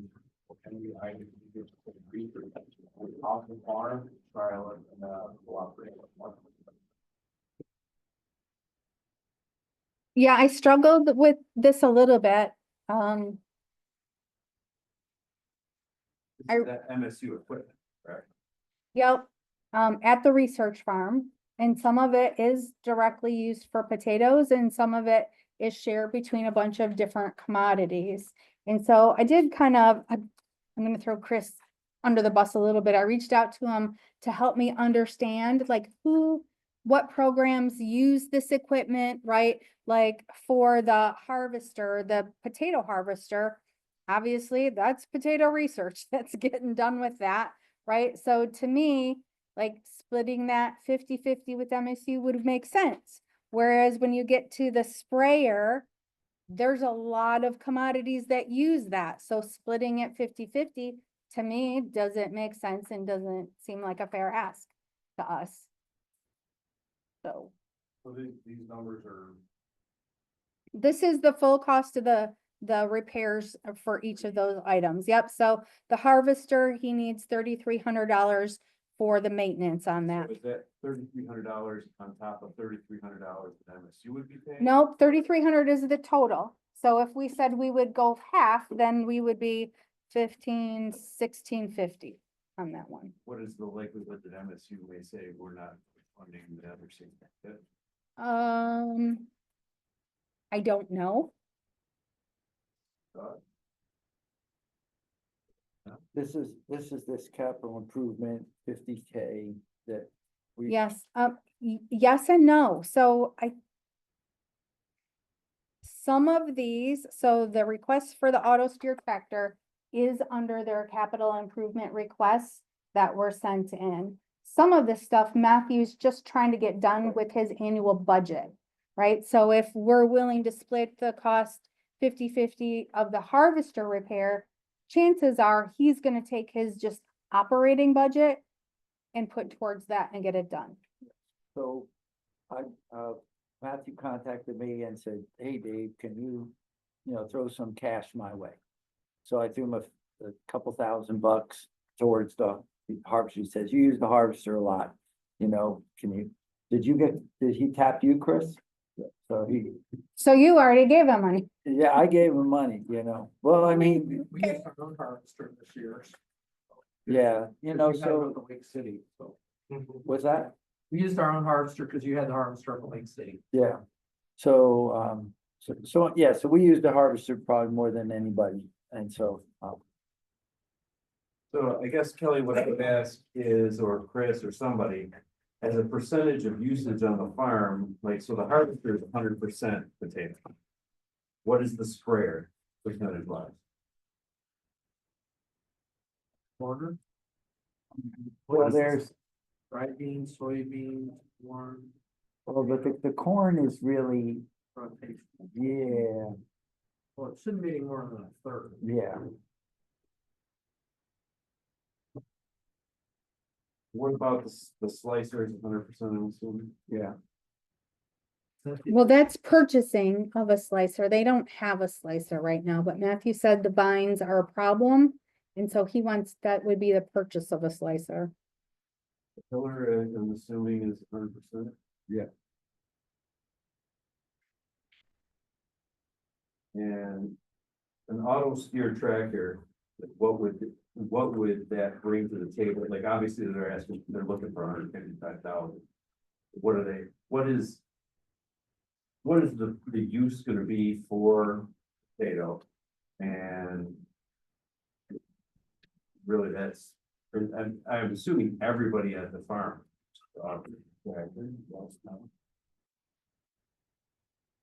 Trying to understand for tillage or for planting potatoes or. You know, the auto steer tractor, that's just the, I would say is the modern way to, He likes to use it to mark out, oh, what sort of range this. it's just a very, the new way, I mean, does anybody not have a auto steel trip? Was that, All of us, yeah, we get auto steers, you know, GPS. well, how it affects me is that we used to have to go out there, take measuring stakes and try to get a, you know, some sight line and everything, and then you gotta follow the sight line. Now everything's auto steer and you just kind of, Keep going. Well, I get, the question I'm asking though is. If that's at the farm, is it just potatoes using it, or is it corn, soybean, and everybody else? So that's a 25%. well, actually, when you look at the division of labor, so there's the three research crops, potato, soybeans, dry beans. But then there's all this corn production that is really ABR, you Mhm. know, Some offsetting costs. yeah, offset, so there's a bit of corn farming to produce corn that is used to pay costs, right, Chris, you know? That, so Well, but yeah, the people that are growing. So what I'm corn, saying are is they it's- using it's- this tractor? so what I'm saying is. The tractor, if you say it's 150,000, you divide it three ways, it's 50,000, you know, thing, but no, I'm saying ABR is. More than 50% of the use of it to manage their corn on the car, so when So it's potatoes is about 17%. I'll say it's a 6. I'm just gonna say, we'll say ABR is half, and then we'll divide, I'm just taking ballpark figures. So I'm just saying that the tractor serves the university. You know, for a chunk, Mhm. and I guess Chris, really probably potatoes outweighs. Corn and soybeans, we probably are 50% of the acreage and corn and. I mean, sorry, dry beans and soybeans are the other 50%. So they basically have 2 blocks, right? And we have a few blocks. So. But I don't know where they're going with like. With this tractors is it AVR putting money up for something like that, or is this a wish list? Yeah, Not involved in the conversation. yeah. Yeah, and I don't know. He didn't really say. He would like auto steer. Yeah. For a list of reasons. Well, so, yeah, so we have the rental, But the rentals are going away. And he's not gonna be able to lease. Like, you know, the $1 or $100 a year leases they would want, but I don't. The tractors, yes, sorry, I was like leases. I was thinking land. Yeah, Yeah. so he gets tractors almost for free, basically. From different companies, and that is going away. So now MSU is gonna need to purchase a tractor. Yes, we can. Set up somewhere in- Put the ability to improve these numbers, What's the deadline? They met last month. I mean, it's an aid to. $155,000 would be used for potatoes or. That what you were thinking, Dave? You said 180? 17, I have the back of my math envelope, or back of the actual math envelope, it's about 17% of the cost of that tractor. What is the? Where are we on the whole Mount Elm Research Center strategic plan? Embracing of the university, is that, That's a headache. that's just history now? This, You're making my eyeball this twitch. is it right here. Our strategic plan is we need these things. Can you give us some money? Yeah. That's our We strategic were, plan. trying to twist their arm and just can't twist it hard enough. The strategic plan is MSU wants the farming industry to come forward with a big chunk of money saying we want to invest in the farm, right? That's, Mhm. and then they'll react. Because the addendum to the email I got was also, oh, and I'm still waiting on them to tell me how much the new building that they're gonna build me is gonna cost. And I'll let you know what your percentage would be of that.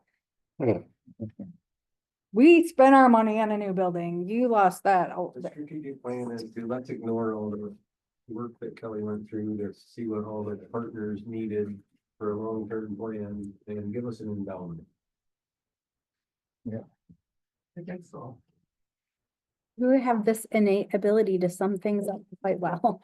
Second round. So the only thing though that comes to mind, I mean, to me, in my business, you talked about saving time to set your plots up. That's been the only thing I'm hearing that. It sounds of value to me to consider, It sounds like value. yeah, Yeah, oh yeah, well, but besides that, it actually.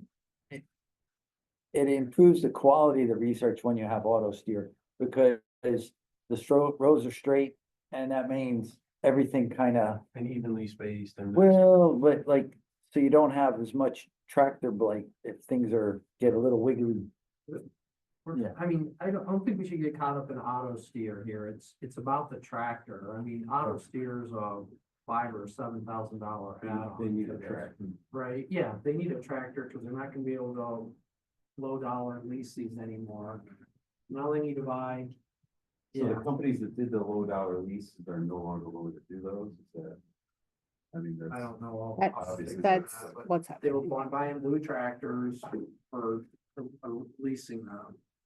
Pretty cheap, but I tried and I couldn't get blue dollar lease. I don't know why, I couldn't get those to buy into that, so. somebody else used them all up, right?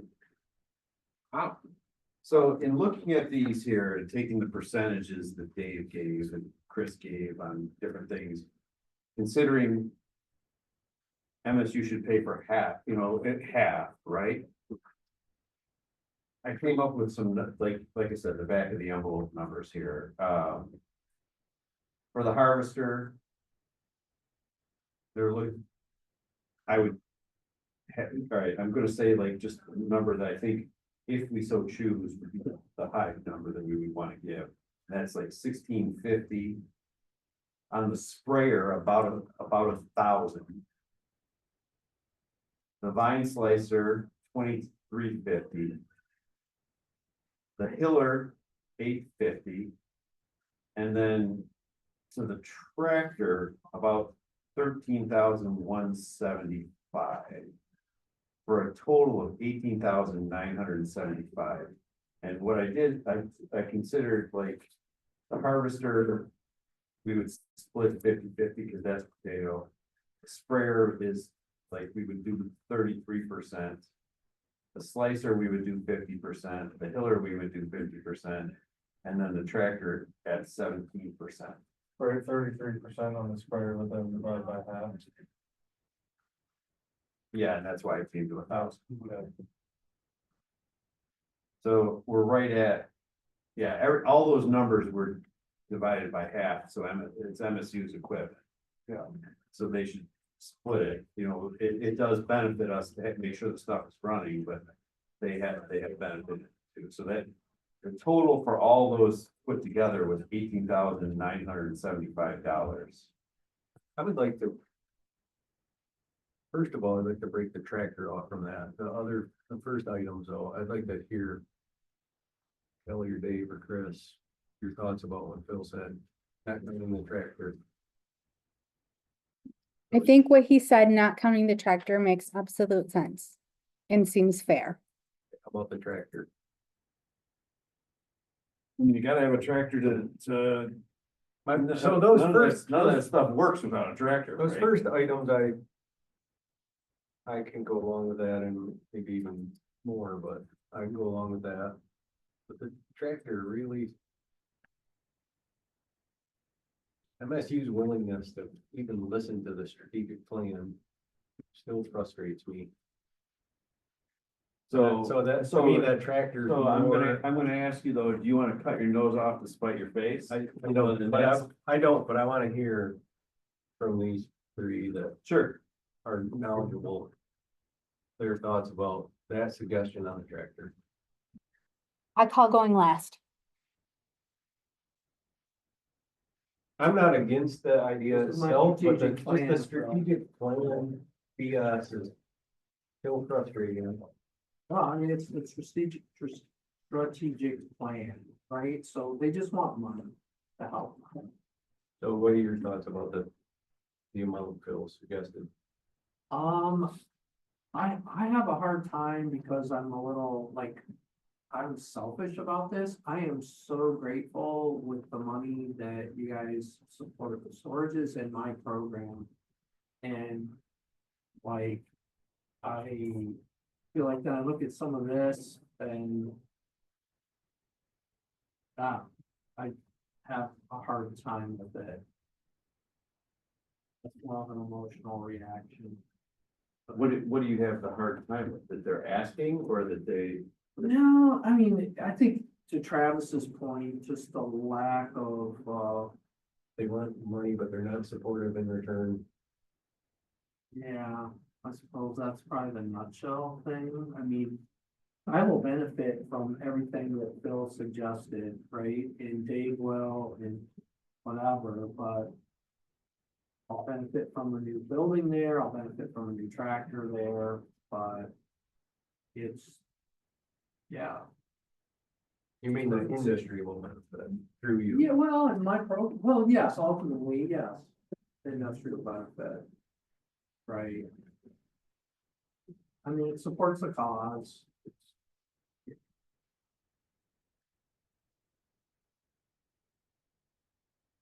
Well, I think that those small items is more of a Matthew direct rather than AVR coming to him. He's just reaching out. Yeah,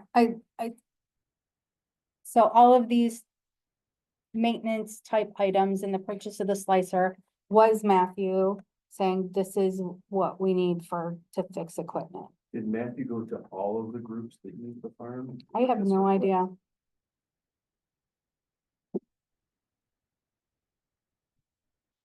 He tapped me, and I've always been willing to kind of throw a few $1,000s here and there.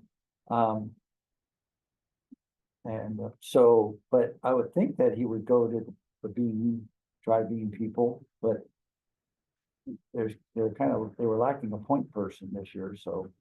But I guess it doesn't hurt to ask. Like, did he go to Marty Childers? Did he go to Evan Wright? Well, with the tractor that, the should help with, so Evan couldn't make the choice. They had to go to my counterpart in dry beans and get the money for the tractor that we share through him, not through Evan, because they wouldn't let Evan touch the money. If the point person wasn't there. Uh-huh. So, but anyway, it seems like you should throw the question back to Matthew, like, who have you kind of asked? Well, probably specifically about the sprayer and the tractor, right? Yeah, well, the tractor to me as a whole, that's a big ticket item, and coming up with something like that is not easy. I don't think that there's even like is there like a serious talk that they're gonna get a tractor for the farm by 2025 spring? I'm just thinking historically that. For the harvester, the slicer and the hiller, that's, no other group is using. So that's. But, I would say that over the, the years working at MSU, we get tapped from the research farms and stuff like, hey, or maybe there's a piece of equipment at the agronomy farm or something. They go, you guys are using it. Can you throw, can you throw $1,000 towards this or that? And they've kind of gone to the researchers, and this with the values of these costs. Going to the researchers directly is usually the standard approach. Coming to the commission seems a little. It actually seems pretty smart if I'm coming from the farm. Like I'm gonna get money wherever I can get. Yeah, but I'm just, So your recommendation though to this board about the tractor specifically? well, to me, I'm just talking about the small ticket item things. To me, Matthew should be tapping the researchers a little bit, unless the commission really feels obligated to put money towards it. So again, what's the timeline? Like if we had a follow-up with, get these questions answered? Whereas the tractor thing, that to me is a very complex situation. Chris, how are you interpreting the tractor? I mean, It's all just a financial ask. To help support activities there. as he had the conversation with ABR and they said, he goes, I need a tractor, and and then they're tasking him to look for sources of money. I would imagine, I don't know, I don't have. So in the previous years, they were, Yeah, they would lease from New Holland, Ellens over in Ithaca. And that's where we're getting our higher horsepower tractors. 'Cause the farm has 5,200 and the 6,200. 6,200, we do our planting with, but.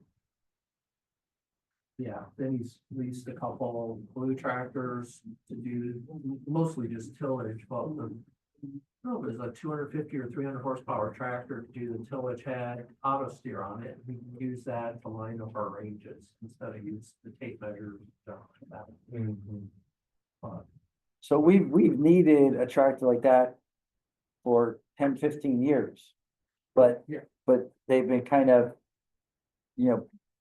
just band-aiding it together with this lease, this leasing situation.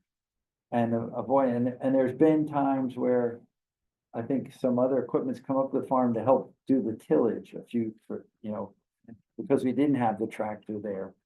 So like Andy Chalmers somehow brought up a chisel plow or something, kind of run something to.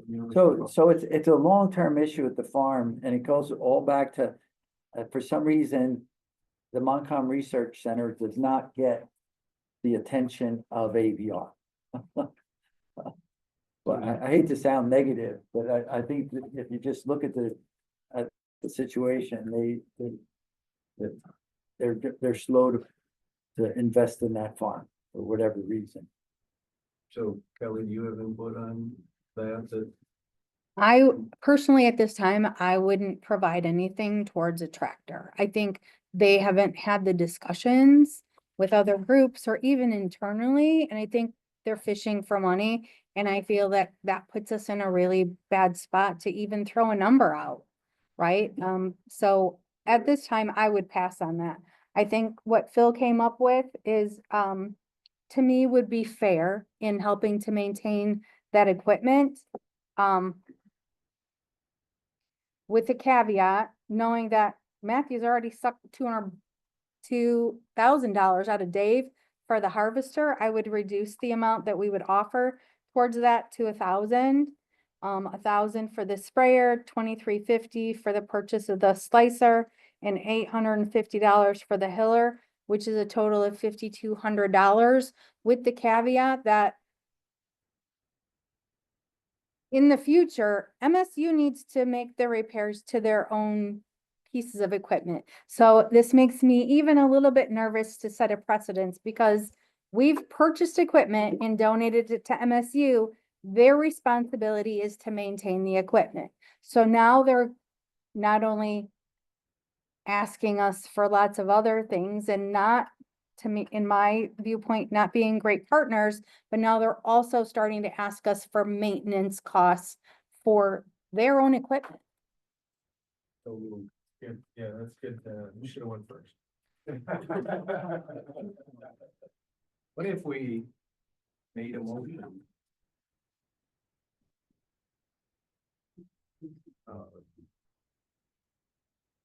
About Bill's amount on the tractor contingent to the university stepping up and listening to the research center long range strategic plan report that you gave them at the director's discretion, which would mean we would never have to spend the money, but Give X amount, we could remind them that there's a strategic plan. X amount of money for a tractor, it may go 7 years. Well, we should, I guess we should have, I guess we had to mention though on the four smaller items. And who made that motion? Was that you, Travis? I made the motion that you worded for your recommendation. So, what was the total? 50. 5,200. Yeah.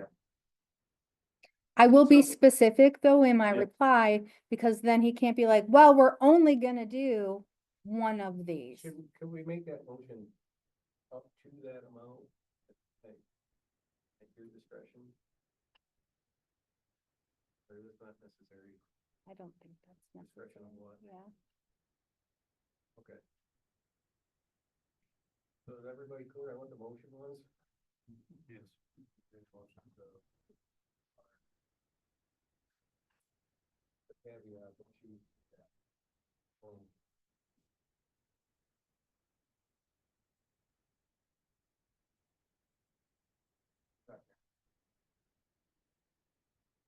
All those in favor? Aye. Okay, no opposed? Motion still passes. You think we can nominate Mike for before he gets back in?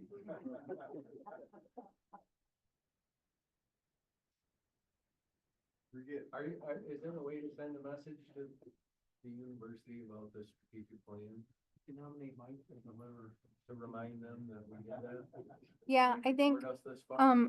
in my communications, I will copy Ag Bio Research so that they are in the loop on that. Number one, we've been asked for this money. Number two, here's what we're willing to put in. Number three, hold off on tractor discussions. And until we know more, what is the strategic plan for that? And how are we gonna move that forward? I think that's very appropriate. I mean, that's the discussion we had. I think we'd be up for that if they were responding to strategic plan. I would be. And actually, I think with the foundation, we are setting ourselves up to be more attractive to have that discussion with. Keeping in mind. The potato industry, Okay. period.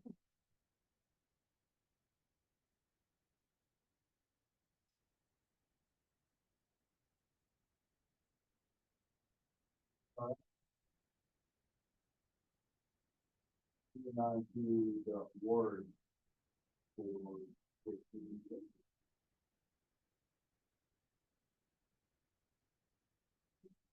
English Service.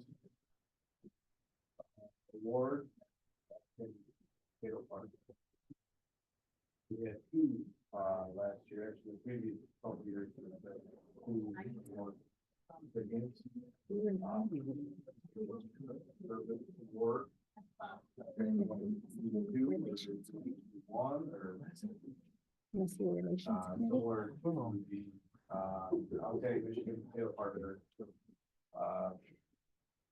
Actually, only one was given out last year. Congratulations. Two the previous year. So I will open up the floor for discussion.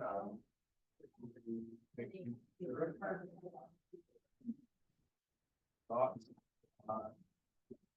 First of all, Potato partner. Or, no, potato service.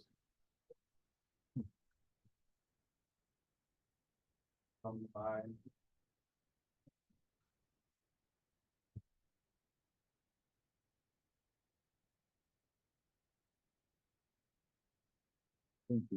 What about, Brian Sackett for your discernment, as the chair of the storage and handling committee? That looks reasonable to me, Chris. Knowledge and. And, yeah, just, I mean, it's his whole operation, right, it's invested in that. So, is Brian's also the one that handed the keys over to Sandy Lane to fill the vents And he still comes to the meetings. He still operates as a great mentor for Chase and for Brian of Hyatt Farm. So does that make more sense though to be the outstanding partner? Versus. Because it's- The outstanding partner is for a non-grower. Okay. That seems like natural timing then to recognize his confusion.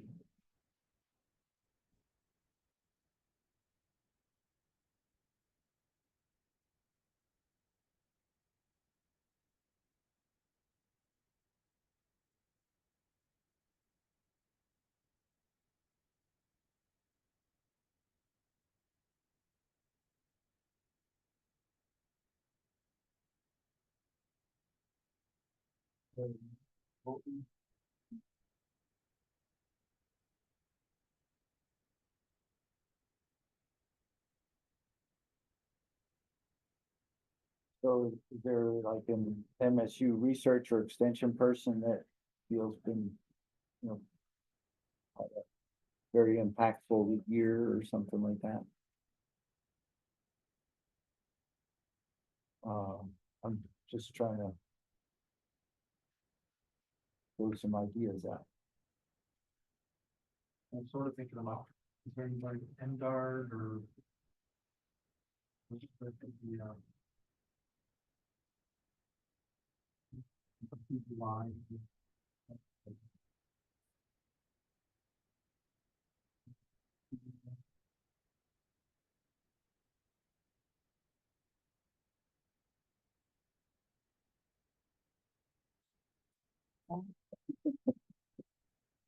Where'd you get this? We made him. Oh. Uh-oh.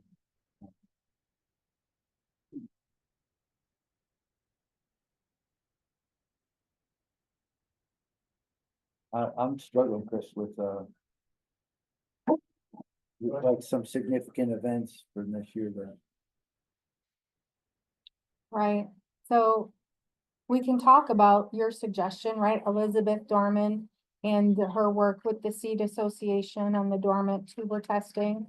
She has moved and is no longer in that position, so maybe now is a good time to recognize her for the efforts in moving that technology forward. Just know that is gonna come with some pushback from some of our growers who are not real excited about all of that. So this is, right? So we would need to be very specific, right, about advancing the technology and advancing the industry. We'll have to be careful about what we say.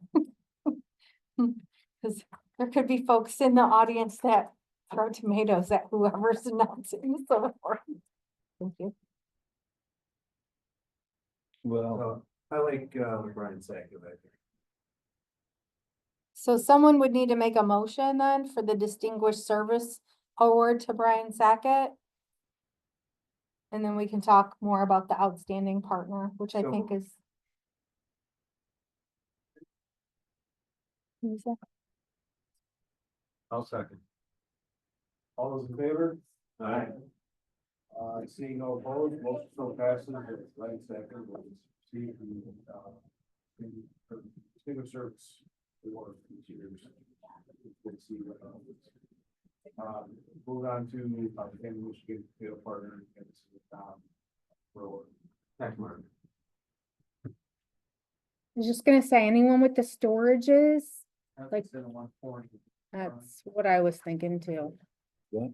The 1-4 group, I agree with, yeah, We can do more than one, we can do more than one, because last year we did one, but the year before we did two. I mean, Techmark's not on the list. you know. Right. Yeah. Todd's been recognized, but not never his company. Yeah, that would be nice. And the 1-4 group always, you know, been significant contribution. If I'm not mistaken, to our, all of our meetings and helping us collaborate. So I like the two. I don't see tech one coming. invite John Forsythe to come out on 1-4. Well, do you do both or just? Yeah, I don't know. We've done two in the past. Yeah. Last year we did one, but the year prior we did two. But So you're saying Brian Sackett for extinguisher or what's that? Distinguished service, yep, and now we're looking at the outstanding Michigan potato partner, which are non-grower kind of companies or groups. I don't know if Techmark, you know, anything specific this year that points to the top, but I'm kind of surprised they're not on the list already. Yeah. They really are. I always feel like they're, it's a lifetime achievement. you know, they're very supportive of the industry, not just. It seems like they're concerned with growers' abilities and profits or, and not just self-interested. Yeah, I mean, that would set them apart from like the 1-4 group person. I wouldn't want to have like the two wards go out. You have with Todd and 1-4 in the same year. Yeah, I agree. I think, to me, it seems like it's Todd's or Techmark is due. You know, and Techmark is more than just Todd. Yeah. You know, so I think that's important. There's a team of people at Techmark that contribute. You feel to be more distinguished, more recognizable, just more Yeah, recognized.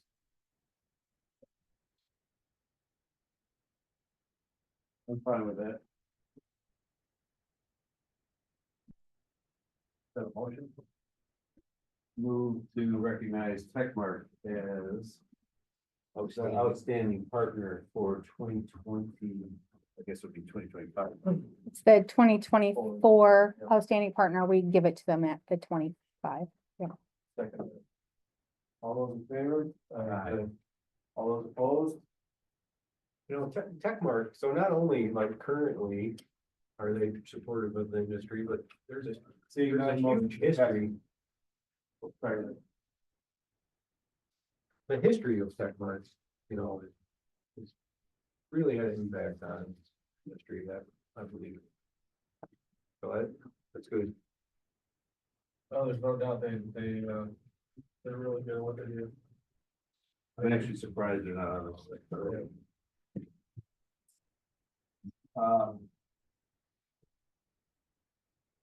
Moving right along to the election of our new chair and vice chair. You don't mean that.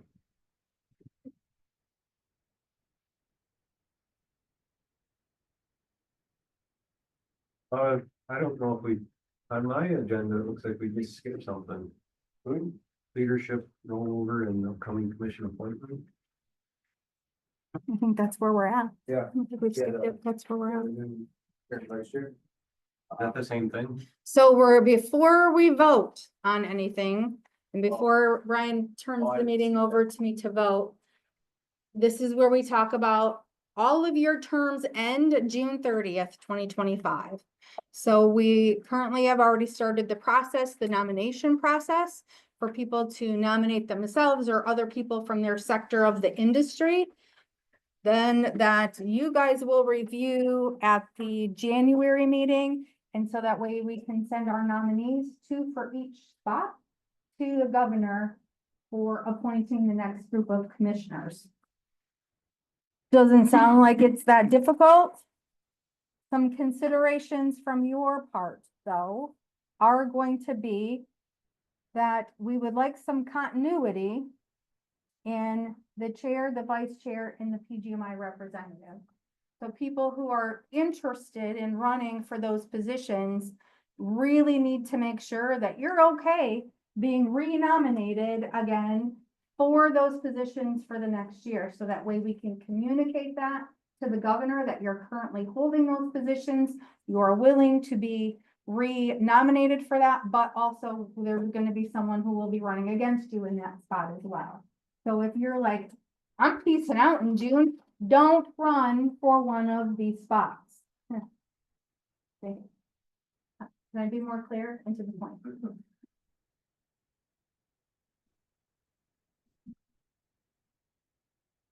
Does anyone have questions about that? It was the same report. Did I give you the paperwork? Because you're gonna vote. So, at this time, Ryan will hand the meeting over to me so that Ryan can vote. So we have the voting members of the commission. What we are gonna do is we are going to start with the position of chair and then we'll move to vice chair. So at this point in time, I will take your nominations for the position of chairman. Micah, can I ask you to help? And you're gonna go through the ballots with me, make sure I'm not cheating and electing who I want.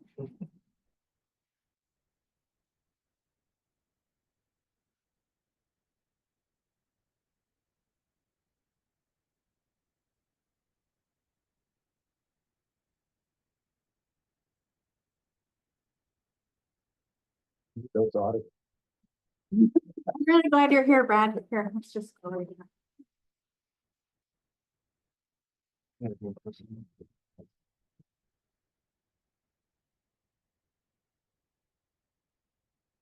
Oh, okay, back. These are all of our nominees, okay?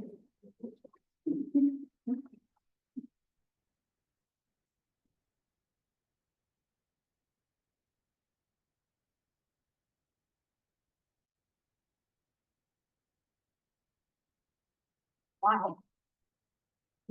Funny.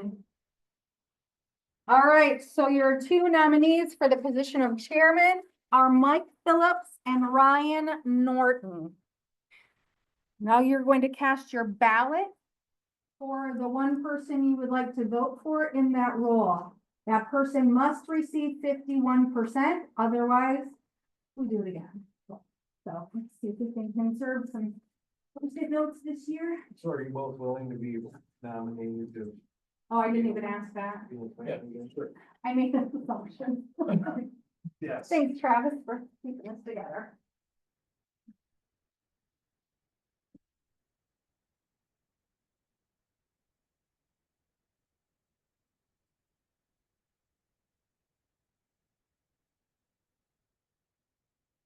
Make them have Christmas, you know, you gotta probably get together for Christmas, you guys feel it out. Thanksgiving. Thanksgiving. We'll just have the kids raffle it out.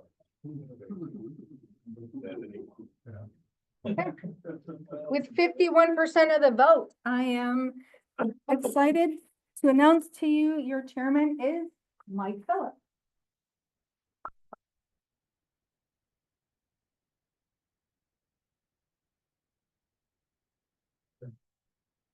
Next, we will take nominations for the role of vice chair. So nominations for role of vice chair.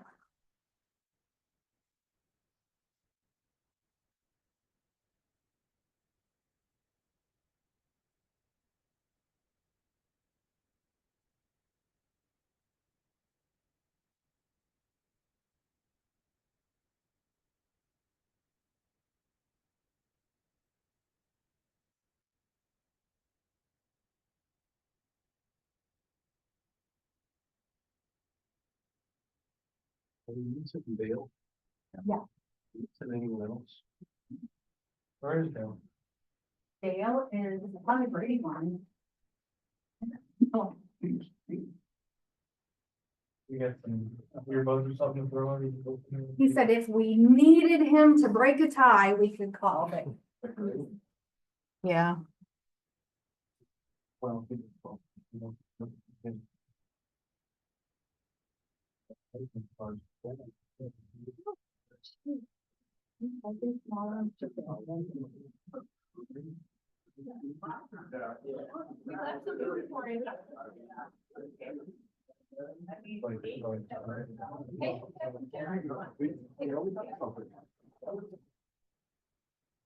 Well, there's not, there's no out. All right, your three nominees are Ryan, oh, I'm sorry, there's four. Four nominees, oh, this will be fun. We have Ryan Pelletier, Ryan Norton, Travis Horky, and Matt Skogman. This is gonna take a while. Does everybody, Anybody that doesn't wanna do it, you should have.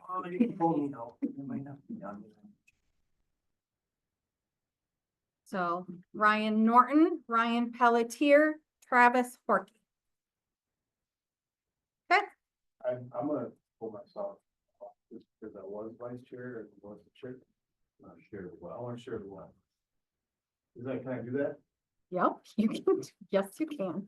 All right, Ryan Pelletier, Time. Travis Forkey. Way less time, see?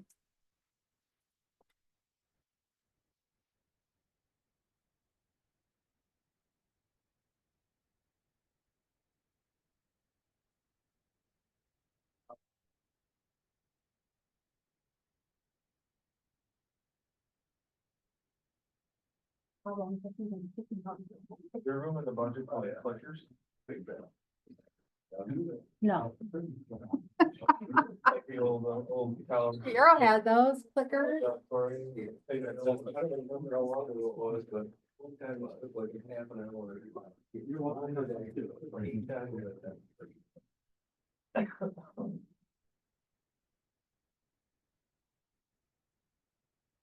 All right, your vice chair is Ryan Pelletier.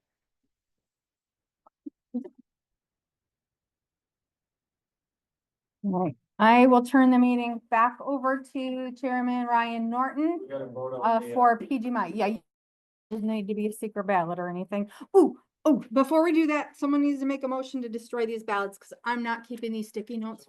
Thank you.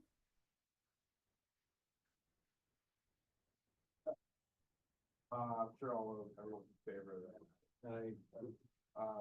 Ryan, thank you for your service. And it was a pleasure and an honor to serve. I look forward to retirement, yes. It was a lot, this year to, do the farm manager role first year and then, the chairman role as well. But I had a blast and glad to be your leader. Hand it off to a equally deserving individual.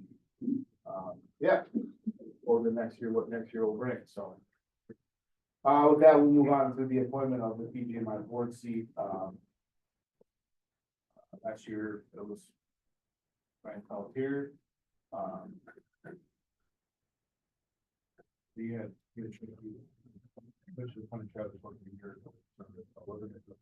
was Ryan. It was Ryan, yeah. Yeah, so we can appoint the new PGMI board seat member here, and do we need to vote on this? Are we voting, or are we raising hands for? How do you want? Who would like to do it? We did volunteers last year. We had two people who volunteered, and from those two, we did Ryan Norton. Look at that. Anyone want to oppose Ryan Norton or run against him in this? Yeah, yep. Yeah, I'd like to still have, be part of that, board seat. Yeah, I guess I would. Control. Do we need a motion for that? Sure. I moved to appoint Ryan Norton of the PGMI. Second. All in favor? I being no opposed, I will be the board seat member for the PGMI.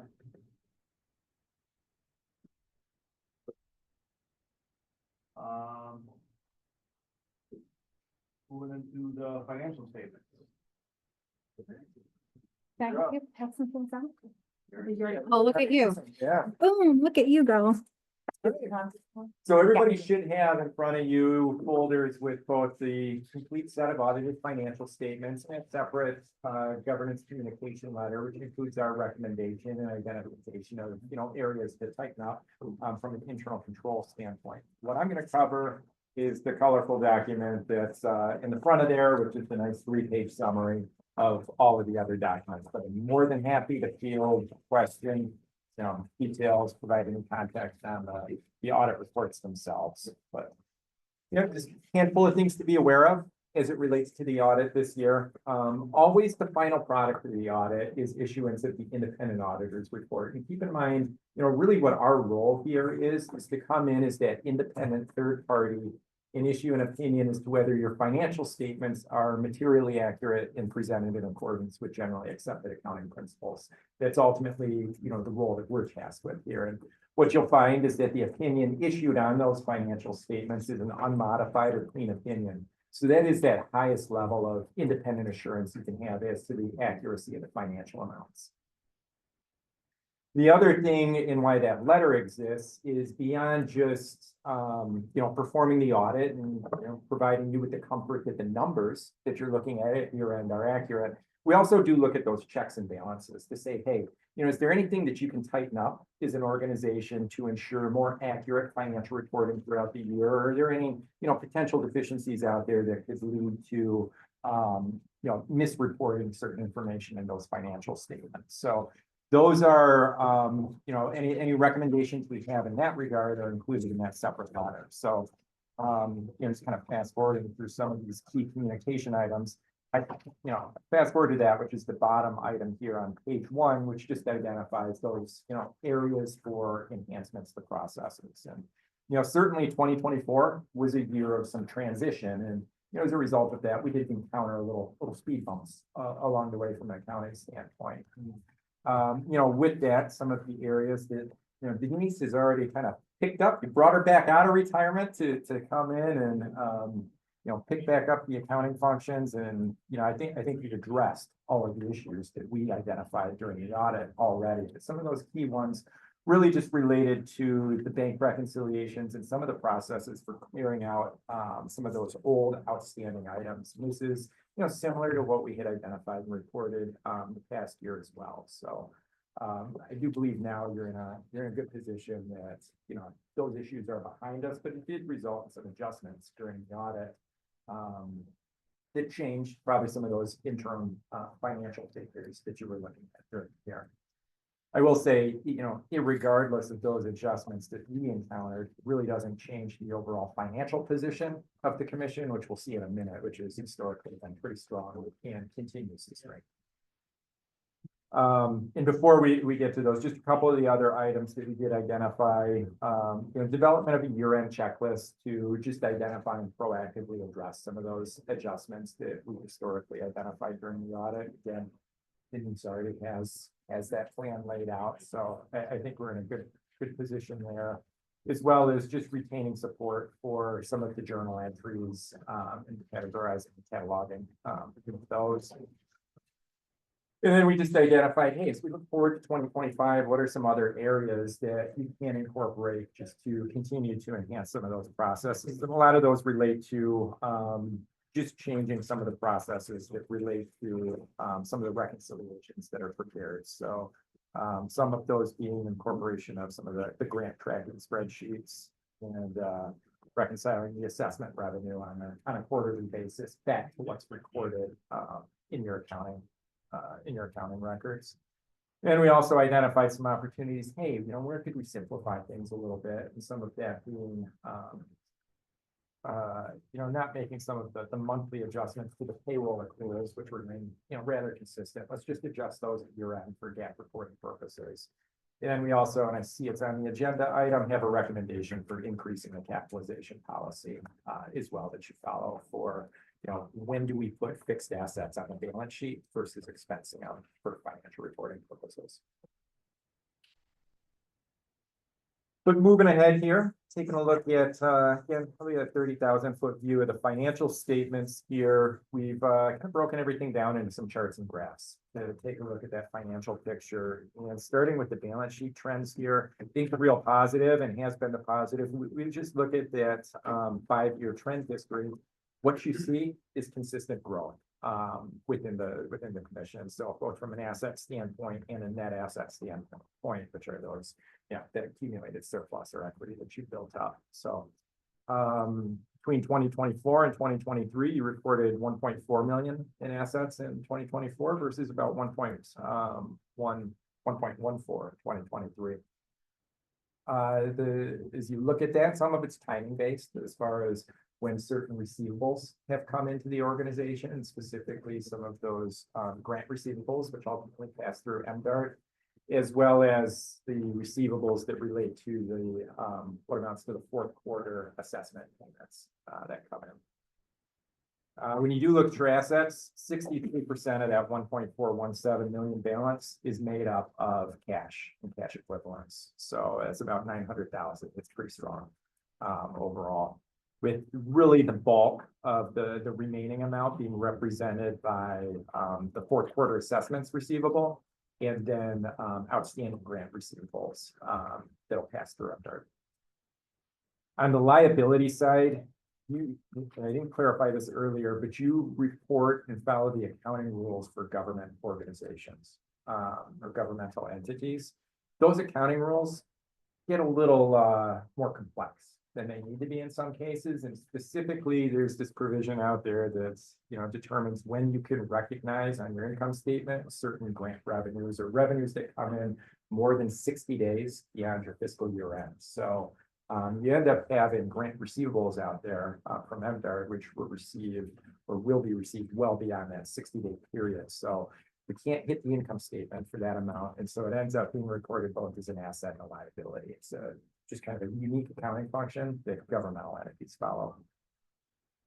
And it's really the timing of that that's led to some of the fluctuation or volatility that you see in the red portion of that bar chart on the liability side. But really, the key thing you want to look at on the balance sheet, it's the fund balance or your equity, and that continues to remain pretty strong at about 1.17 billion. That's the accumulated surplus you've built up. That's what you have available to you to fund, and any sort of research initiatives, anything you want. That's the equity you built up for use at your discretion, essentially. I will say many organizations look to that number in relation to annual expenses to really evaluate the overall financial health for your organization. Really post-pandemic, I think the target, I would say, for most organizations is to get that to about a year's worth of annual operating expenses. So you're a bit under that, but keep in mind a lot of your operating expenses also factor in grant expenses that are more or less reimbursement rates. So if you didn't have the grants, you wouldn't have the related expenditures. Taking a look at the bottom chart on this page, you're just going to see the revenue and expense trends. And again, the key here is consistently, really, and if we had 20 and 21 reflected, you'd also see revenues have consistently exceeded expenses. Why we see some of that expansion and contraction between the gap between revenues and expenses, largely due to the timing issues related to the grant revenue and that I mentioned earlier, as far as when you can recognize that grant revenue, kind of creates timing issues on your income statement. But overall, you're seeing the results of some sound management there as it relates to trying to maintain expenditures within the budget. And then as we see here on the next page, revenues, especially 24 and 23, every one of your revenue categories, at least that we report here, is up. Now, if we looked at your financial statements, there was one revenue line item down. That's the storage income that was recognized, but that was offset by some of the other miscellaneous revenue streams that those increases were greater than the drop in the storage income. So overall, that's a pretty significant positive, with really assessments and grant revenue leading the way for those increases year over year. And then down below, from an expenditure standpoint, really for the most part, with the exception of, really the grower relations line item that would include, you know, some one-time stuff in projects. So included in there, were the, expenditure activity related to the economic contribution study. And then just before year end too, you had the Rooted Progress Summit. So the costs for those are also factored into that line item. But again, from an expenditure standpoint, things were relatively consistent year over year as well. So salaries and expenses increased about 5%. Grant expenses were down year over year. And again, that's kind of odd when you look at the grant revenue being up. But again, that all goes back to the timing of when you're allowed to recognize that.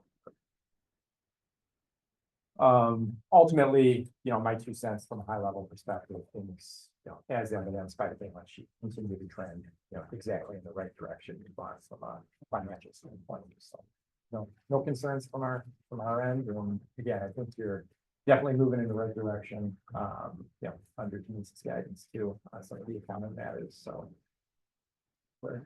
things are looking good. With that, you know, happy to field any other questions on anything as it relates to the financial reports or just anything else as it relates to the audit. Well, thanks for so much for putting this together. Good to see where we stand as a commission, what we've been able to accomplish and prove that out, what the Kelly her team has been able to do. Really like to highlight that. You know, we've grown this thing here for the future. So hats off to everyone in the room and you and your team for putting the numbers together. Kelly and your team for managing the funds properly and we'll look for that. 5. You know, the other thing too, I just want to mention, and if any of you ever been on the other side of an audit, it can be a little disruptive. You know, everybody's got their day to do. But we've always just really appreciated the hospitality that we found out here. It's, you know, far and above. You know, it's just a great experience. And there's always, you know, just this environment of transparency. So that's what you want. That's good. Yeah, it's good. So everything's an open book. All right. We'll need a motion. To approve. Accept the audit as presented. All those in favor? Aye. Being none opposed. Approval of the 2024 fiscal year 2024 financial statements to be placed on file.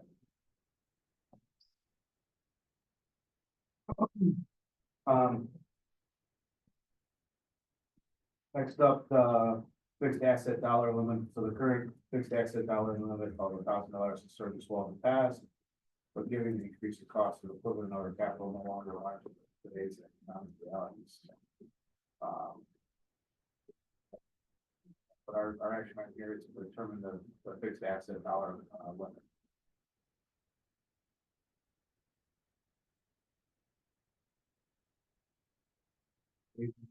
$5,000, $10,000 minimum operation to better reflect the cost or assets which allow resources for one time.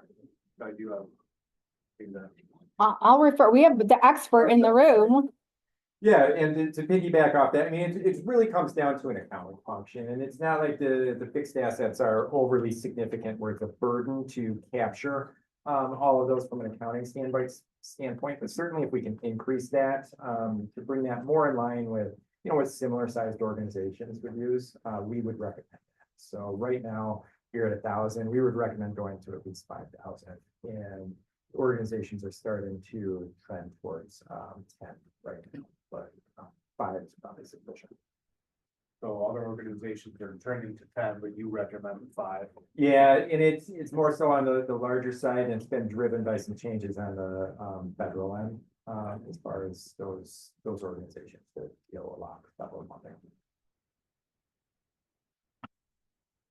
Do you recommend Kelly? I can get in the shoe like 5,000 might be a number that they use. I'm just thinking It like, probably did, because up until this year, effective in October, from a federal standpoint, it was still $5,000 for you know, those that are receiving federal grants. It's like, yeah, so, like you, yeah, if you have equipment, if it's under $5,000, it's not. Yeah, you just expense it. You don't Yeah. need to worry about You don't have capturing to it on the balance sheet, depreciate depreciating that. it over the useful So life. I think that's a reasonable. Just looking at equipment wise. 10,000 makes more sense to me, otherwise we're putting some smaller things on there and it's not overly burdensome, but is it really necessary? I don't think so, but So it's where I'll you're say comfortable. At our place, we do 5,000 and it has been sufficient in the past. It is definitely getting to the point where it's like, we're at our place, we're gonna start looking at going to 10. But Kelly, let me ask, why do you think you need 10? Like, can you give some examples of where? Well, just like the star table, just smaller items like that, right? But I don't really have an opinion. 5 would be great. I just want to go above 1 because computers even, which we're rolling over every 2 years, are more than 1,000. And so just doesn't seem worth it. Like, let's just expense those things and move on with life. And one other point to clarify too, so from a grant reporting perspective, you know, you look at grants, a lot of those are going to nonprofits or other governmental entities where there is no tax impact to this. It all comes down to an accounting function. In your situation, when you start to look at for-profit businesses, the IRS really hasn't budged from kind of that 5,000 standpoint. And the IRS wants to ensure, you know, you're not, you know, there's deductions and benefits to being able to expense as much as we can. So the IRS hasn't moved to the 10 on that for-profit side. This is more so from a grant reporting perspective and the like. Yeah, I'll make a motion. I move to $5,000. Or All those in favor? Aye. You know, always go to 10 in the future. Right. It means it's very easy. Yeah, Yeah, every year we can update the policy, but You don't really want to put computers, I mean, even cell phones can be $1,000. Oh, yeah. Seeing no opposed, motion so passes, $5,000. What? Yeah, I need the gavel. I'm gonna just jump back for a minute and just thank Yo for their service. And thank Denise for bringing her expertise back. And I completely missed it. I was gonna reintroduce Denise to everyone this morning. I know. I think you even asked me, are you gonna introduce Denise? And I was like, of course I am. And then I didn't. So in the meantime, we also have Brad and Jamie here from MDARD. Michael Long is over in this corner and Zeke is over there. And I am super sorry that I have waited until the end of the meeting to do that. We're very happy to have Denise back and very appreciative of the work and the questions Yo and Yo asks, even though I'm like, what? Sometimes like, oh, all right, we'll figure that out. So they keep us on the straight and narrow. No, I appreciate that. happy to do it. He's not afraid to deliver bad news. Like, hey, what are you doing here?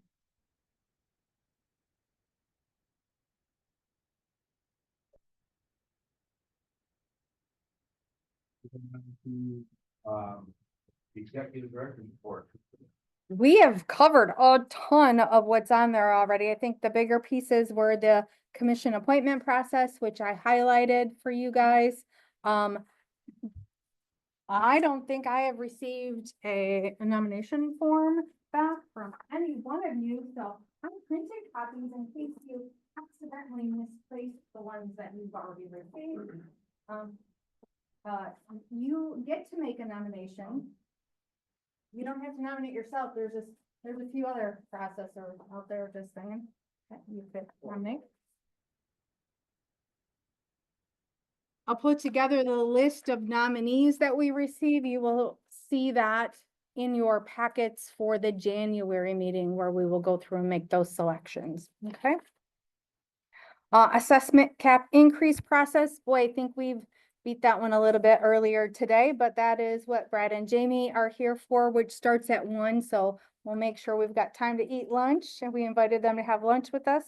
And then I'm sure they would love for you guys to make comments when that starts at 1. So far, we have no applications this year for our scholarship, but I do know of a few folks that have promised me that they're going to submit their applications for that. Some of the bigger pieces for us, I'm super excited. We are entering year 4 of the My Ag Core Leadership Program. I've included the names of the 2024 participants that pretty much just graduated from the class in November, as well as the applicants for 2025. We did have one person drop out, so we are down to 16 from what is on the list in front of you. For the Potato Industry Leadership Institute, this year we were only given one. I'm still unhappy about that, but it is what it is. And that will be Bryce Walther from Walther Farms. We'll be going through the PILI program. They are going to Wisconsin this year in the pre-program. Bryce will then marry up with us for the Washington Summit, along with all of the other NPC folks that are attending. We are planning, we talked about this before, but also just want to make sure I keep it on your radar for a reverse chip processors tour. We are looking actually at the June dates, not August dates, because August it's probably pushing it for some of you maybe already in the field. So we're looking at June 3rd through the 5th. Dave and Chris have agreed to meet with me and put our brains together about where exactly we're going to go, but I have a long list of folks and processors who are excited already to receive our group in June.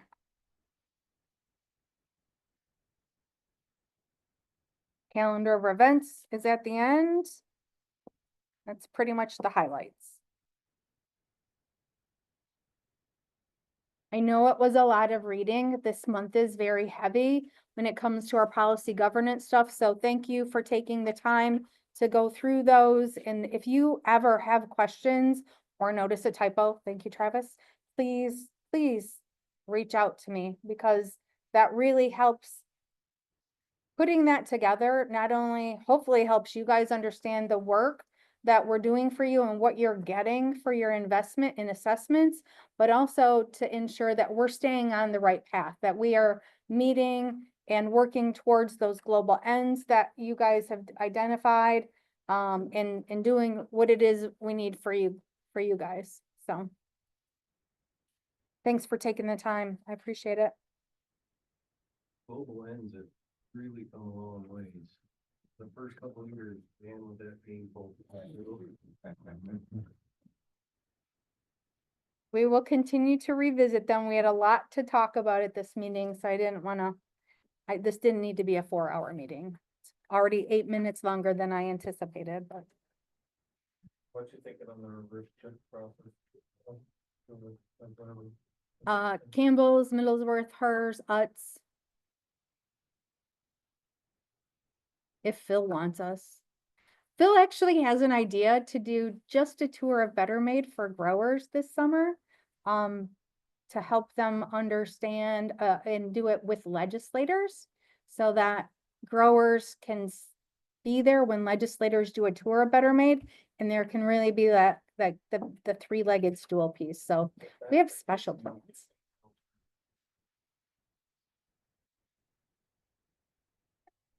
You know, he just called Pete some guy. I was much below Pete. So. Oh. Who's the other guy? I know some guys are usually better, like they're the ones in the plant all the time, so they can point out all the little really weird things.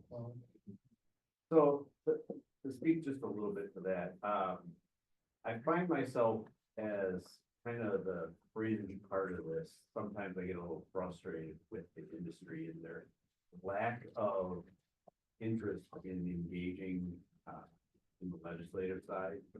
And so my thought is that if we bring everybody in, let people see who people are, understand you can just have conversations with people, that there would be more of a comfort for advocating for themselves. Because someone told me once, I can't care more for this industry than the people that actually are in the industry, right?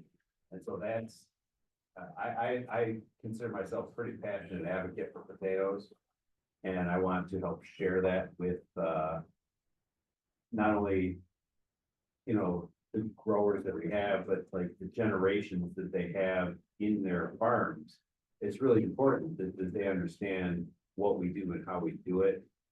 And that to me, being able to share that passion and help motivate people, I think is a really important thing, because if you can't advocate for yourself, how can I advocate better than you? My 3 cents worth. You do not increase my assessments. Hey.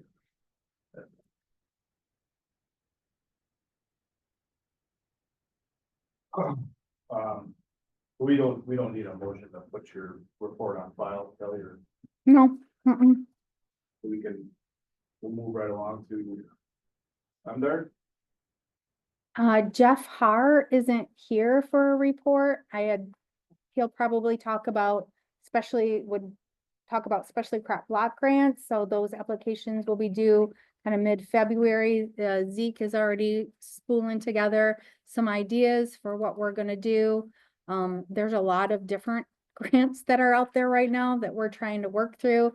And there was just another announcement of a poultry place that, where, avian influenza, the high path avian influenza was detected, so still not rid of that stuff. And there's the tremendous amount of resources, I think, going to try to keep that under control, because the dairy and the poultry industry are seeing severe effects from that. How's that for the MDART update? Jeff would be proud of.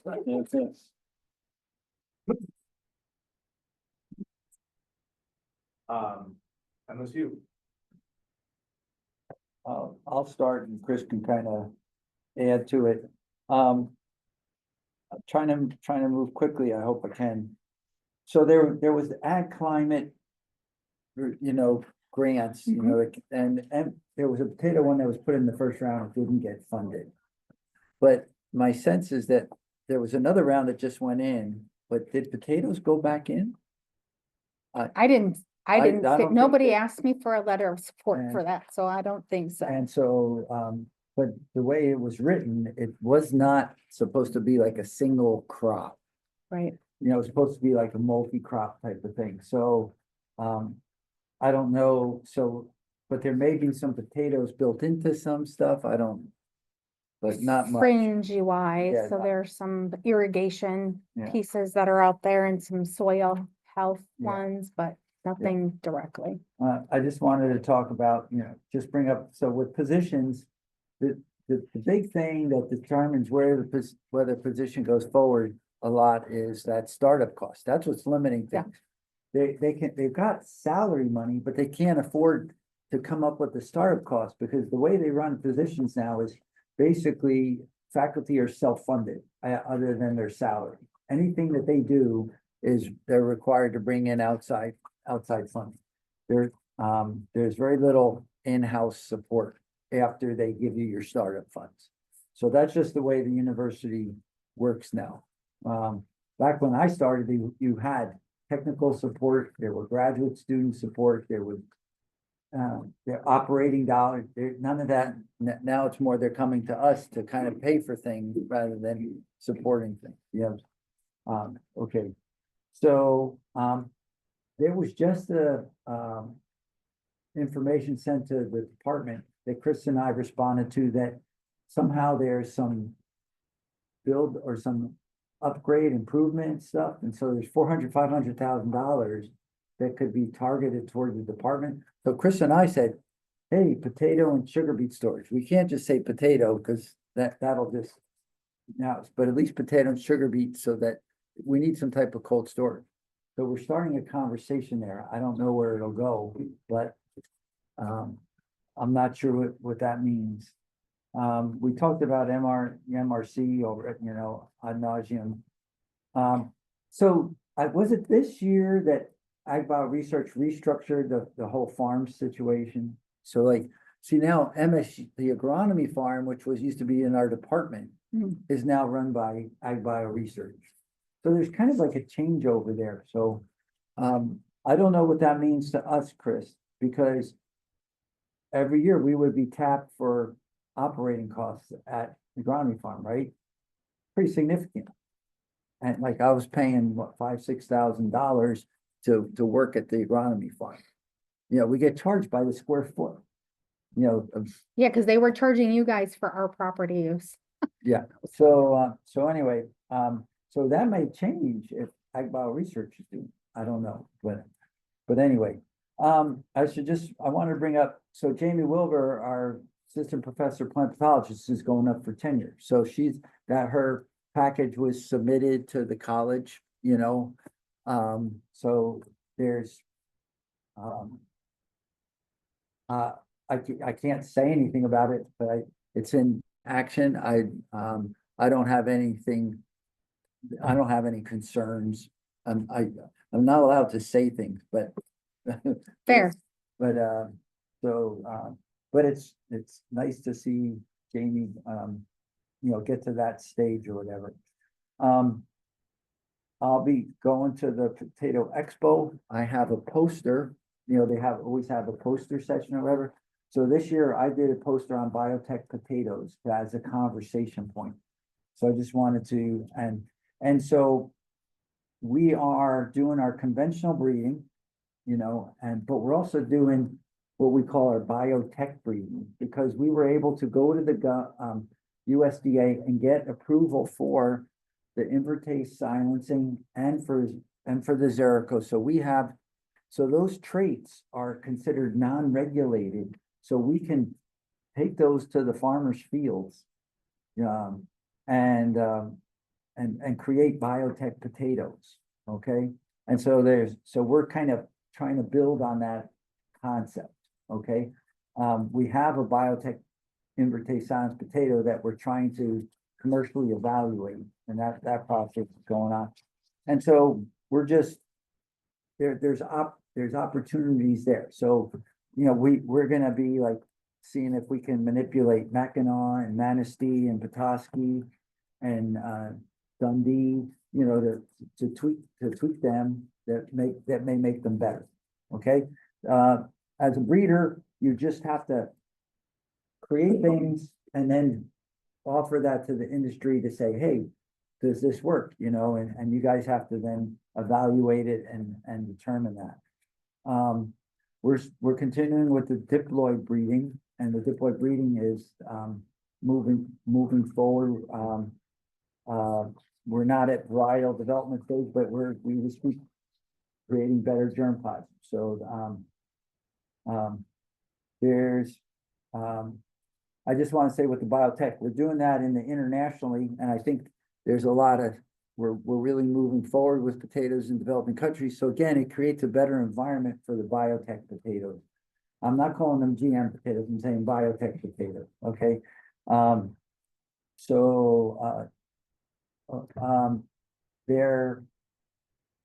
That for the SCRI proposals, there's the diploid breedings going back in. Was there one on soil health did that get? I did not see one, no. Okay, so somehow that's paused. Was there any other potato ones that went forward? Mm-mm. Okay. And then the last thing I just wanted to bring up is I was contacted by Potatoes USA that there's some issues about our MSU potatoes being licensed in Canada. And that there's an issue of accessibility of moving USC of MSU varieties into Canada. I didn't bring that to your attention yet, but John Lundeen contacted me. Chris is kind of. It's specifically with Mackinac, the licensing agreement was written with Real Potatoes, and Real Potatoes has full rights to market Mackinac in Canada, so USC growers can't ship, But what they have to do, that the sub-license with Real Potatoes to do that. I was told by that particular main seed grower that he will never have Mackinac on his farm. Yeah. Yesterday. Yeah, Did we bring this to Tom's attention? Because Yes, he's Tom- the Tom. one that wrote. yeah, so Tom's he's communicated back to John Lundeen. We can talk more about that, but kind of what we've done is no different what Cornell University's done for Canada, and I don't know what out west there, but their border disputes kind of, I think it's something we need to consider as we move forward with other releases. Yeah, absolutely. You know, it made sense at the time, didn't really understand the Canadian market and what was going on there, so to have an entity to have an exclusive license that can handle that, and it's off our plate, but Well, there's Matt, too many cross-border yeah, conflicts, and Okay. so it just needs to be, that needs to be taken into consideration as a new variety is licensed and potentially could, yeah. because that's the same way with like, I think the Saginaw chipper and the other ones in Australia, like they're all written the same, so. yeah. But being a border, Hmm. and so, I just want to say, so we had our potatoes, our meeting in Chicago last week. I don't know, do we call it Potatoes USA meeting or is it an NCPT? I don't know. But, MSU has some lines in the pipeline. I think that one of the, lines we're looking at is the BBO 58. It has really great long-term storage, storability, and offers scab resistance, and so and has high solids. So it's a variety, and we have some others in the queue. And my perspective coming out off of those Chicago meeting was that MSU is so well positioned to when something kind of is bubbling to the top and being evaluated, we know how to do it here in the state because of our relationship between the growers, the seed growers, the processors. Don't you feel like we have a more organized leg up on everybody, Chris? Sure, yeah. I just- Very integrated system, and you guys are a part of that, right? Working together from our seed growers to growers, breeders, yeah, we're very integrated. Because I kind of feel like we've got a plan, and I feel like if there's a variety coming out, I mean, if we want that one out of Wisconsin or Maine or wherever, we'll work with it. But I don't see other states kind of jumping on and trying to figure out what's going to benefit them. Kelly's part of that international level, right? So. Yeah. You guys, I think Ryan, you continue to praise what you guys are doing as a commission, keeping this glue and interaction. Yeah, tremendous influence, I think, throughout the continental US. So, yeah. And I think Chris and I are working hard towards, the table yellows and the table reds, to try to create opportunities there, with the future. I think it's a really good idea to think about if we're strong in the chips, why can't we, use that market advantage to also move our table potatoes, outside the state and east with the geographic advantages. So makes a lot of sense to me. Just wanted to show a couple pictures. So I don't know if you can make this out. So this is the TL90 that I used to harvest, right? And this will work. This is the new 6R155 that the commission was instrumental in leveraging money to make my program more efficient. And I am honestly almost made me cry, because you never think you're gonna get this type of infrastructure improvements at the university.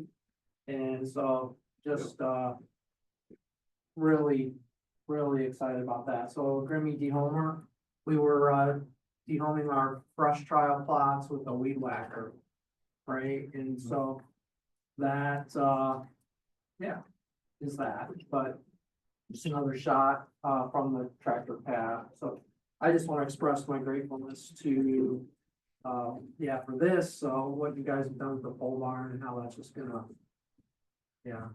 improve what my program's able to do, so thanks to all of you. Thank you. Thank you, Dave, for all your hard work as well, and all the work you guys do on this year. We will advance our industry and provide feedback for better varieties and what you guys do is not going to really appreciate it. You had any staffing changes? Gina has moved on to another position. in animal science, where she doesn't have to travel and it can work 50% time. And I hired a gentleman, Fabian Makakoa. He is a Kenyan. He has his PhD from North Dakota State University from Andy Robinson, Dr. Robinson. And is just brought a great personality, and I really enjoying my team, Bernard Schrader and Fabian and Ozma, Ian and myself, and yeah. So Ian works for Chris 8 months, and then he works for me 4 months. April to. So it's something, so we have this kind of, we use Ian in for all our greenhouse and post-harvest stuff in the winter, and then Chris gets them back, so that allows Chris to have a full-time person without having to pay for the whole year when they're on. It would be a really hard to keep Ian on with it. Yeah.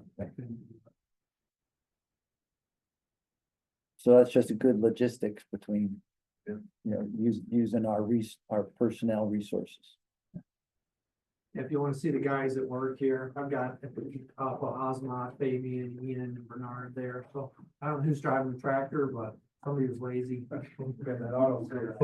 No, there's no honesty here. There's no honesty. You guys make straight rows. I just have to like Yeah. get this going.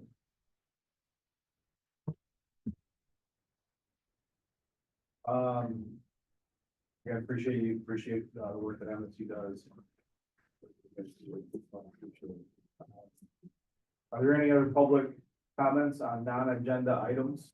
I'm gonna give the Seed Potato Association update. Damon called this morning. They got back from Hawaii on Sunday. He brought the crud with him and is not going to share it with all of us, so he asked me just to pass along that winter grow out is planted in Hawaii. There's that. That's it. Awesome. Did you you gave us the Civil Service Commission letter. You didn't need anything from the board on that? Nope, that's just an FYI. So we were notified by the Civil Service Commission that we are no longer going to be able to be on the insurance that we get through the state of Michigan. They've given us through the end of 2025. They are now in a self-insured plan. And so unless the commission were to pick up the cost that each of our employees are paid out for going to the doctor and anything else, then it technically, we're not paying all of the costs like we're supposed to. So they've given us until the end of 2025 to figure out where to move. We've had for 2024, kind of some really significant losses in terms of our people in the state. And can we at least name the people that as a way of just remembering them? Try to barge in, but we did post our public hearing to start at 1 o'clock. We may not get anybody who comes online, again, of all the people here, most maybe. It's 1 o'clock. But we do need to launch our public, and Jamie is getting ready to do so. I'm looking now, but there isn't anybody online, but Kelly, are you gonna put it up here for the room or? We can, if you would like. I gotta find out. Is it possible for you to send me the link? You're on the calendar invite. Hey, that makes sense. I think if that's the end, you're gonna adjourn the meeting, right, Ryan? And I can end this. I would like during this meeting of the 2020. Out for some reason, we have to see. I look forward to our new chair and vice chair do in the future. But wishing you good hands.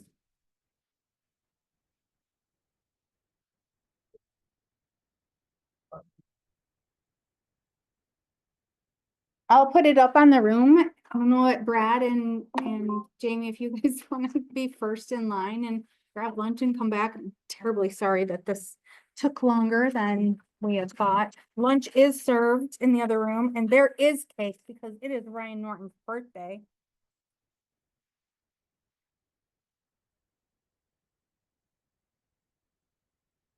Mike becomes the chairman, yes, at the end of this meeting.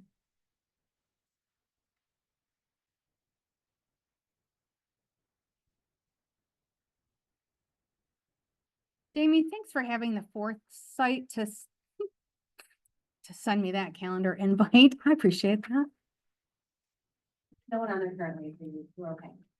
So we changed the order of things this week. So. Well, Ryan, over to you. So we'll do the PGMI meeting. Yes, because we normally give someone like a heads up, and so I think that it would be probably not nice of us to ask Ryan to attend to Ryan Norton to attend tomorrow. I think Ryan Pelletier is already planning to spend the evening. Why is this not working? Yes.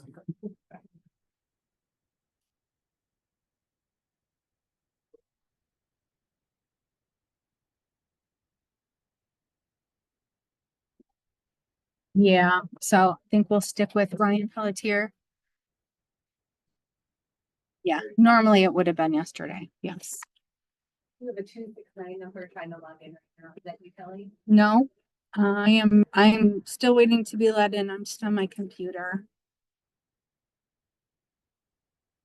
It is lunchtime. You can take your time. Go through, we're not where we normally are. So when you walk in, you got to go to the right. There are signs Mike put up for you to see which is the Potato Industry Commission food. So you can grab food. You feel free to either come back in here or eat in the lunchroom. Because this lasts for an hour, right?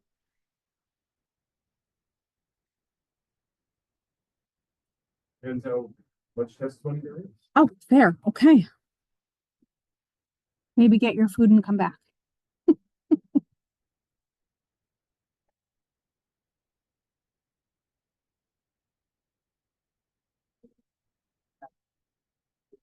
It would be the camera on my laptop facing me. I am. Camera that I can put up there in the room. Maybe that. Yeah. You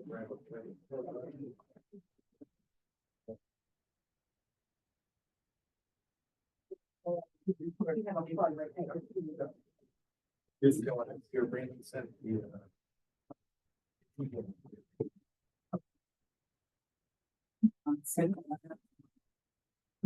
Oh, I think, yeah.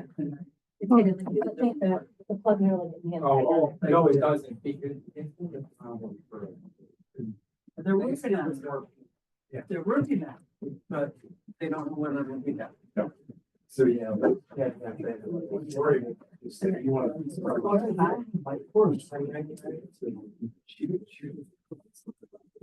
That's, Can I admit this person? Admit. Am I allowed to? There we go.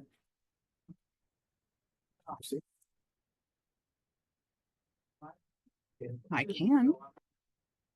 Probably makes more sense for the commissioners to say something. Okay. I'm happy to answer questions too, but figure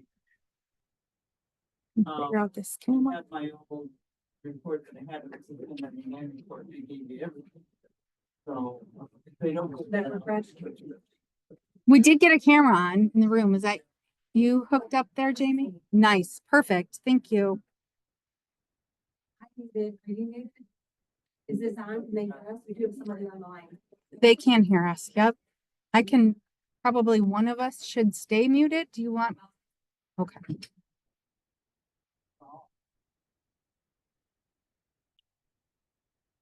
Yeah, it looks like they're, and the folks who are online, with the phone numbers, can you somehow communicate that you can hear us? Yeah, yeah. We can hear you. I can hear you. Great, thank you. Denise, the hearing has started, so we'll ask you guys to.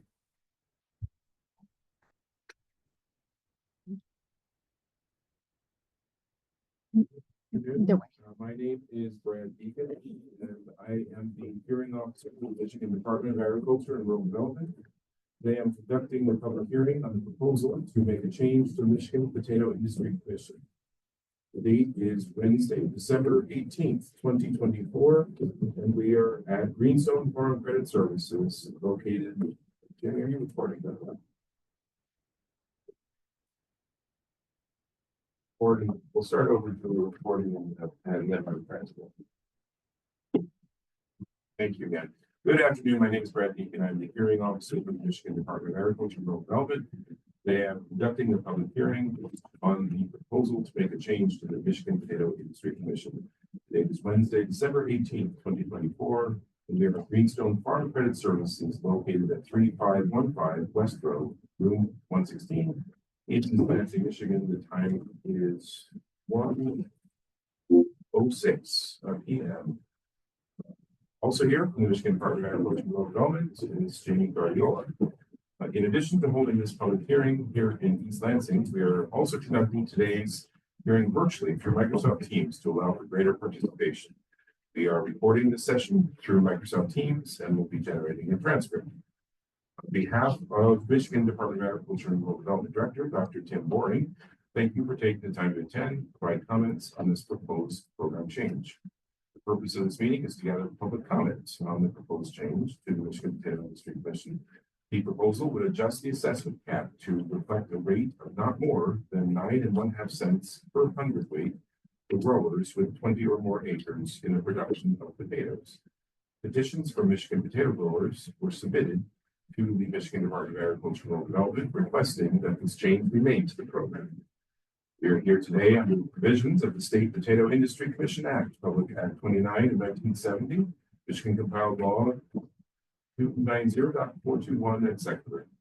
Under Section 8 of the Act, when a director receives a petition signed by 25% of the growers for the adoption of an assessment increase above that that is provided for in Section 4 of the Act, he shall give notice of a public hearing on the proposed assessment increase.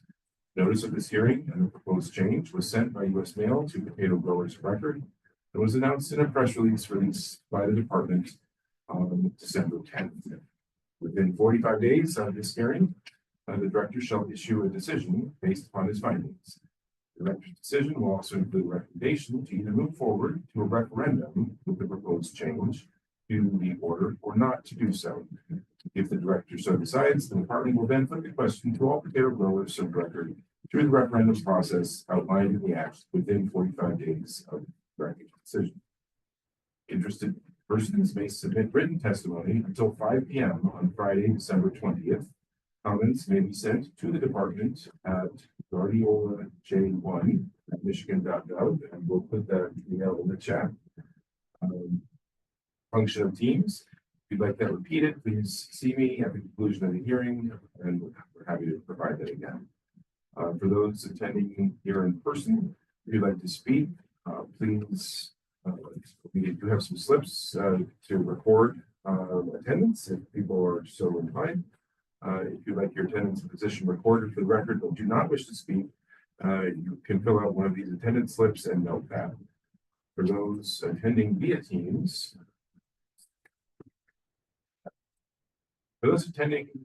Teams, online, if possible, you can raise your hand if you wish to speak. If you're calling on the phone, we will ask for any volunteers at that point as well. When called upon, please identify and introduce yourself. If you'd like your attendance and position recorded but do not wish to speak, that also could be entered into the chat. Whether speaking or not, we encourage you to put your comments in either email or US mail so that we can be notified of next steps. As we proceed to the formal hearing portion of today's meeting, I'll call on anyone who has indicated which they wish to speak. Verbal testimony will be summarized. Any written comments will be provided to Director Boring as part of the record. Our purpose today is to gather public comment on this proposed change. The director and the department do not have a position on this proposal.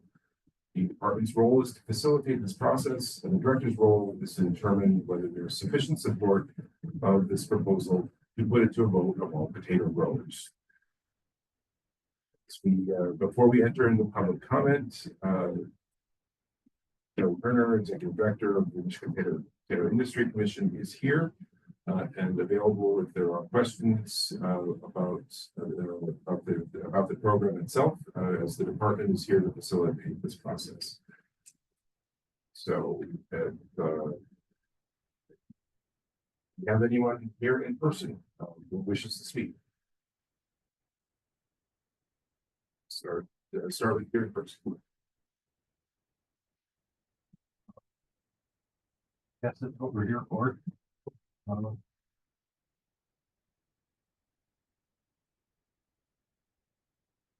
in favor. I think, I didn't prepare a speech or anything. That's completely fine. Would you mind introducing yourself just so we know? My name is Travis Ortby. I'm a freshman in the grower. In Monroe County. It's relevant that I'm also a commission member, board member.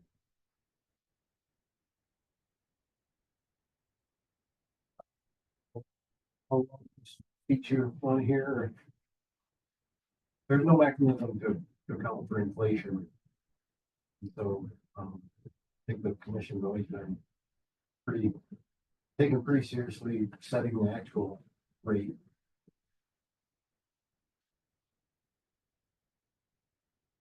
Reflected what our rates are in the past. We haven't met the cap, but it seems like we're approaching that with the rate of inflation. Looking longer term, we need the ability to keep a strong commission and strong industry. I think the commission staff has done a great job in leveraging our budget. And get a lot of work out of the money we're assessed. And we're gonna change it. Well, there's less growers. We need to keep a strong voice because there's less of us as time goes on. There's continually less potato farmers.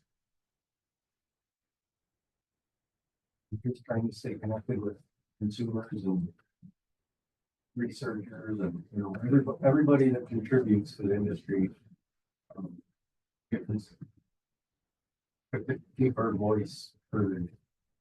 And so, mission is the mechanism to bring all that together.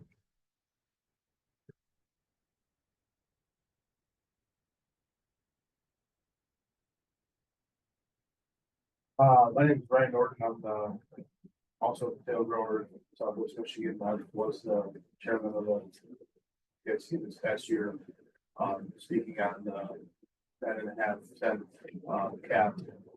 Gives us greater flexibility from also a research standpoint. If we receive disease pressure within the state or insect pressure, we would have the ability from a research standpoint to allocate dollars to mitigate those direct impacts on our crops and our overall economic impact that we have as a state. So, increasing that cap allows us for greater flexibility in unforeseen events. So that would be something.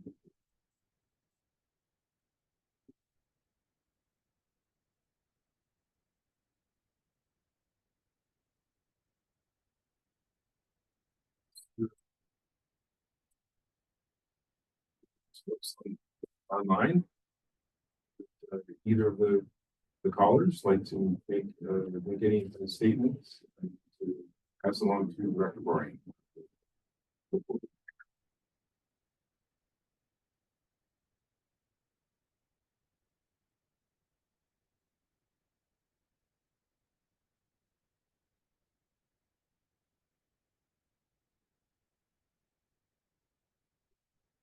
Don't see any questions in the chat. So there's someone else in the room. So my name is Phil Guzmano, the Vice President of Purchasing at Better Meat Snack Group. I'm also a member of the Michigan Potato Industry Commission. We purchase a lot of potatoes grown in the state of Michigan.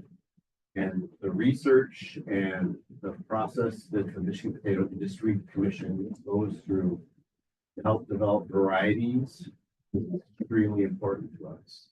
Not only us in the state, but as a state for the industry as a whole. As costs are increasing, we see food costs increasing, we see costs in general increasing across the country.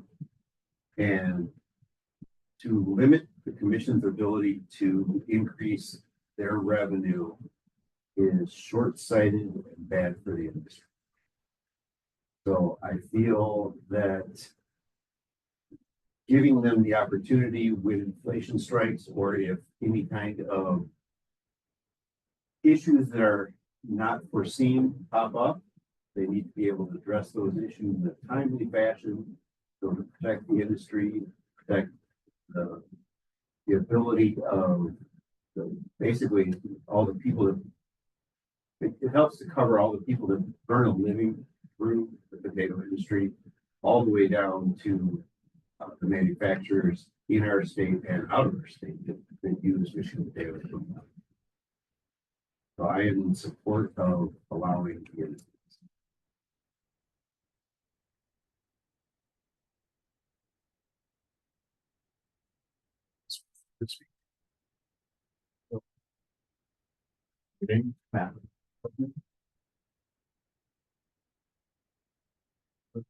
Yes, it is.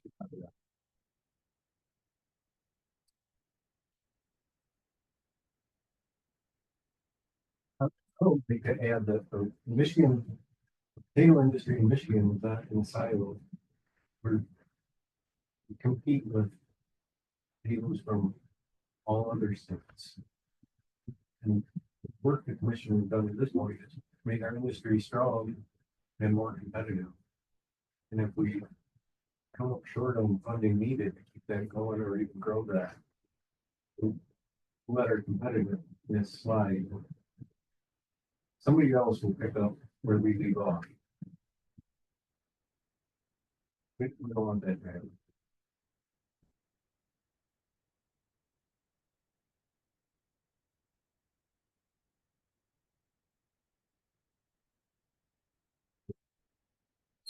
So speak at this moment, I have 117.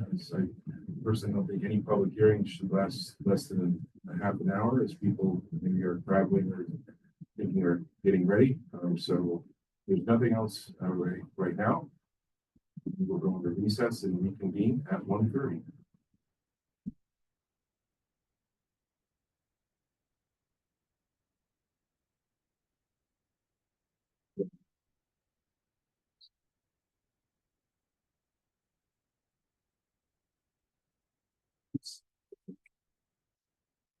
Kelly, are you still there? Yes, we can hear you. Okay. That's Nicole Haslip. I'm sending an email, but I'm sorry if I'm over loudspeakers. The audio is really, really muddled over Teams, and I couldn't get in virtually. So when this meeting is over with, could you please email me a copy if you are able to? Sure.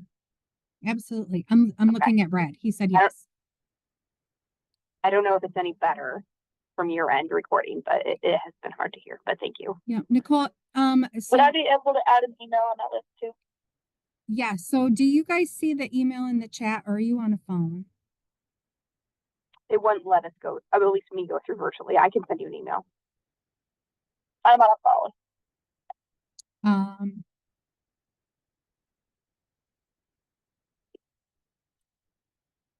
Let me grab something to write with. Nicole, I have your email address. I don't know who the person is ending in 93. Yes. Hi, I'm from MLC. It would be the Tony at MLCMI.com email. If you know that one. Accounting at MLC? Sorry, Tony, Tony at MLCMI.com. Got it. And Nicole Heslip. Thank you. Yep. Thanks to both of you. I'll get those email addresses, Jamie, over to you. Thanks, ladies. Thank you. Appreciate it. Okay. 30 and quickly finish up.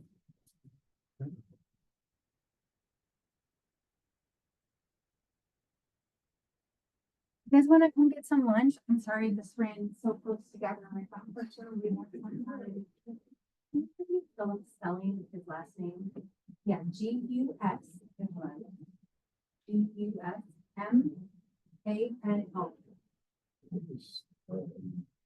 And then also the spelling of Travis. Yep, Horky, Horkey. Okay. And then Scoven. Skogman, it's Skogman.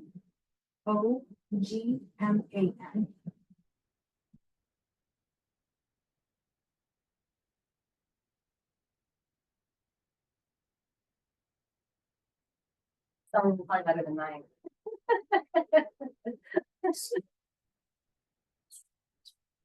Yes. Yes. And when you guys get ready to go, this box here, that's baked up with Buttermade, it's a gift box for you guys to take back to the office. They can put person over the box. Listen, I appreciate that. listen. Okay, so the time are we, going back down 1:30, so I think we can grab stuff and maybe come back here if you want. Sure.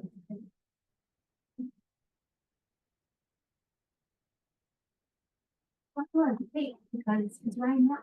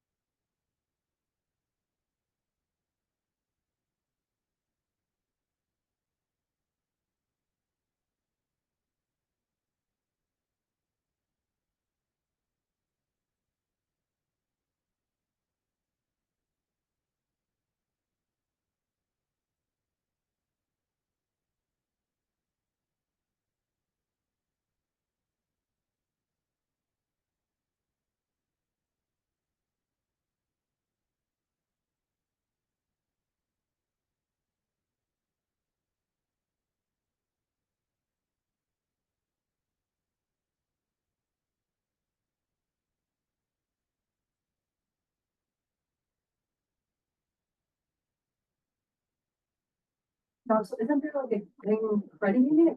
Use that thing. It's not the same as.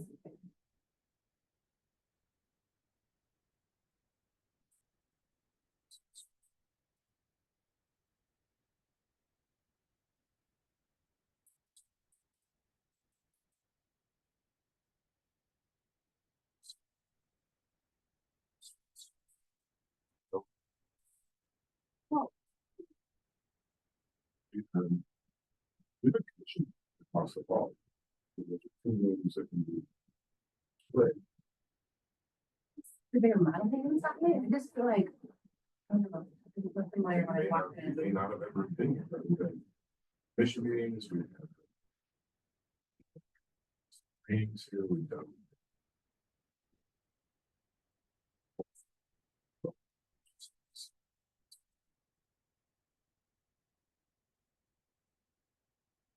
Do they charge the rental of their space? I don't think they do.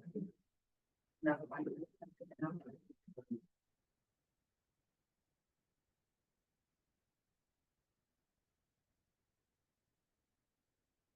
You guys gonna have dessert? You should have dessert. Oh, I already know. Oh, good, good. Tomorrow. You never have to worry about that. Excellent, excellent. There's plenty there to be had, that's for sure. Sorted. I love chocolate cake. I'm super excited. We're like, yes, chocolate. I was like, yes. Pour one for the good guy.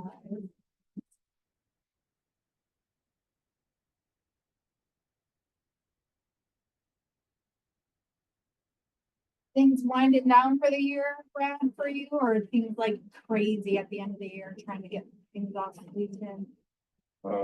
This is kind of a crazy week because it's kind of everybody is thinking about being gone, and so everybody wants to get one last thing done this week. But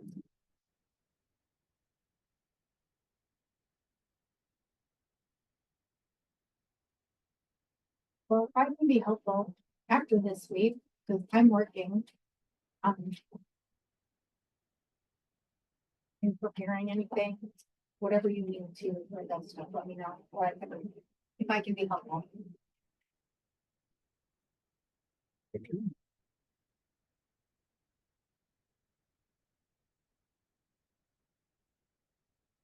well, we've got to come in. Yeah, not expecting much.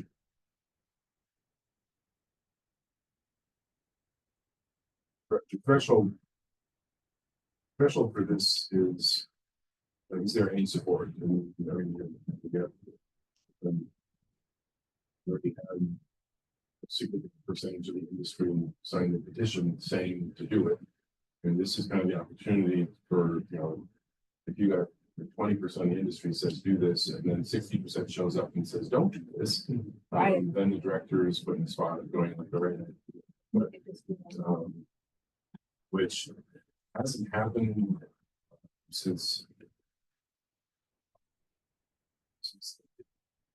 Oh, wow.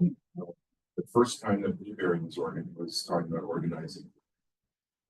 I've only heard the stories, and I think Dan Wyatt was not director then. Even, but I think he got sent to do the public hearing.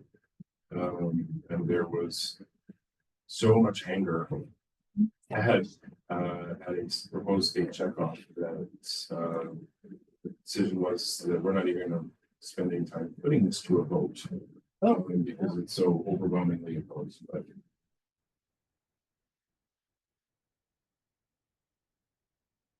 We've been sharing today's date far and wide. I did receive probably 3 phone calls and people were confused. They were like, why are you raising the assessments that much in 1 year? And so when I explained this was just the cap raise, the last time it was done, it was 11 years ago. We haven't reached the cap, but we're hoping that just because of the time that this process takes to make sure that we're not in a bad position. So, and they were like, oh, this is just the cap. Yeah. Yep. Play that language. Mm-hmm.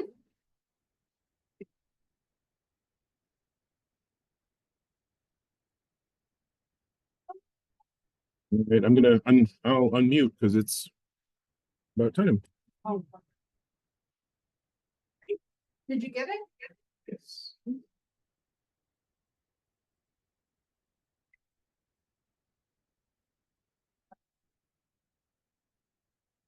Micah.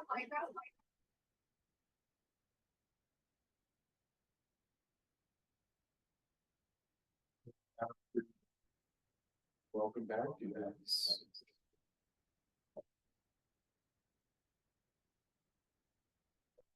Good.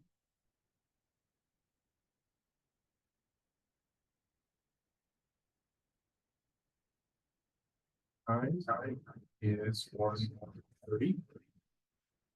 31. And as we prepare to close today's hearing, we'll ask again if there's.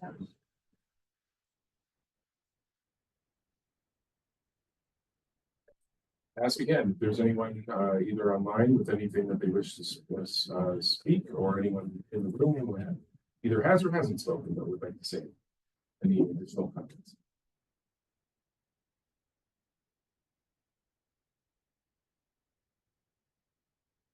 Seeing and hearing none, we'll remind everyone that written comments will be accepted until 5 p.m. on December 20th.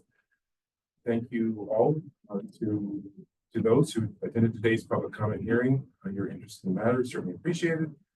The time is 1:31, and we will conclude today's public hearing. Thank you. Thank you.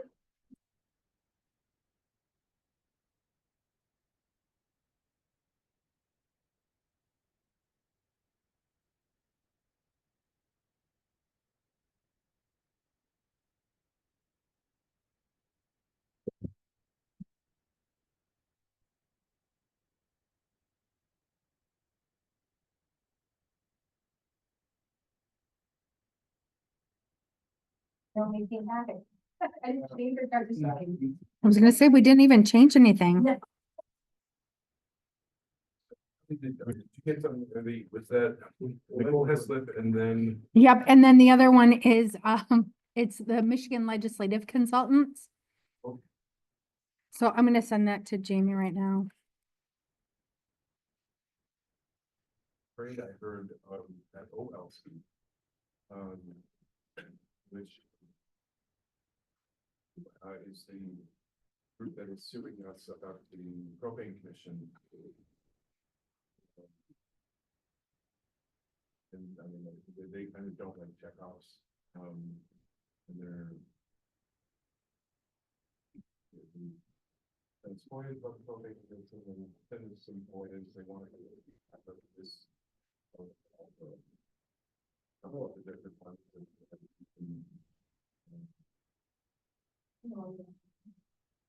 They want to be actual ballot. What? Instead of, I mean, like you can find out who voted in a general election, but not how they voted. So we would add that part, but they're. Propane propane is it was they wanted to do a checkoff program to say like a support to have a standalone act like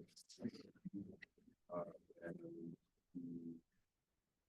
the administration thought was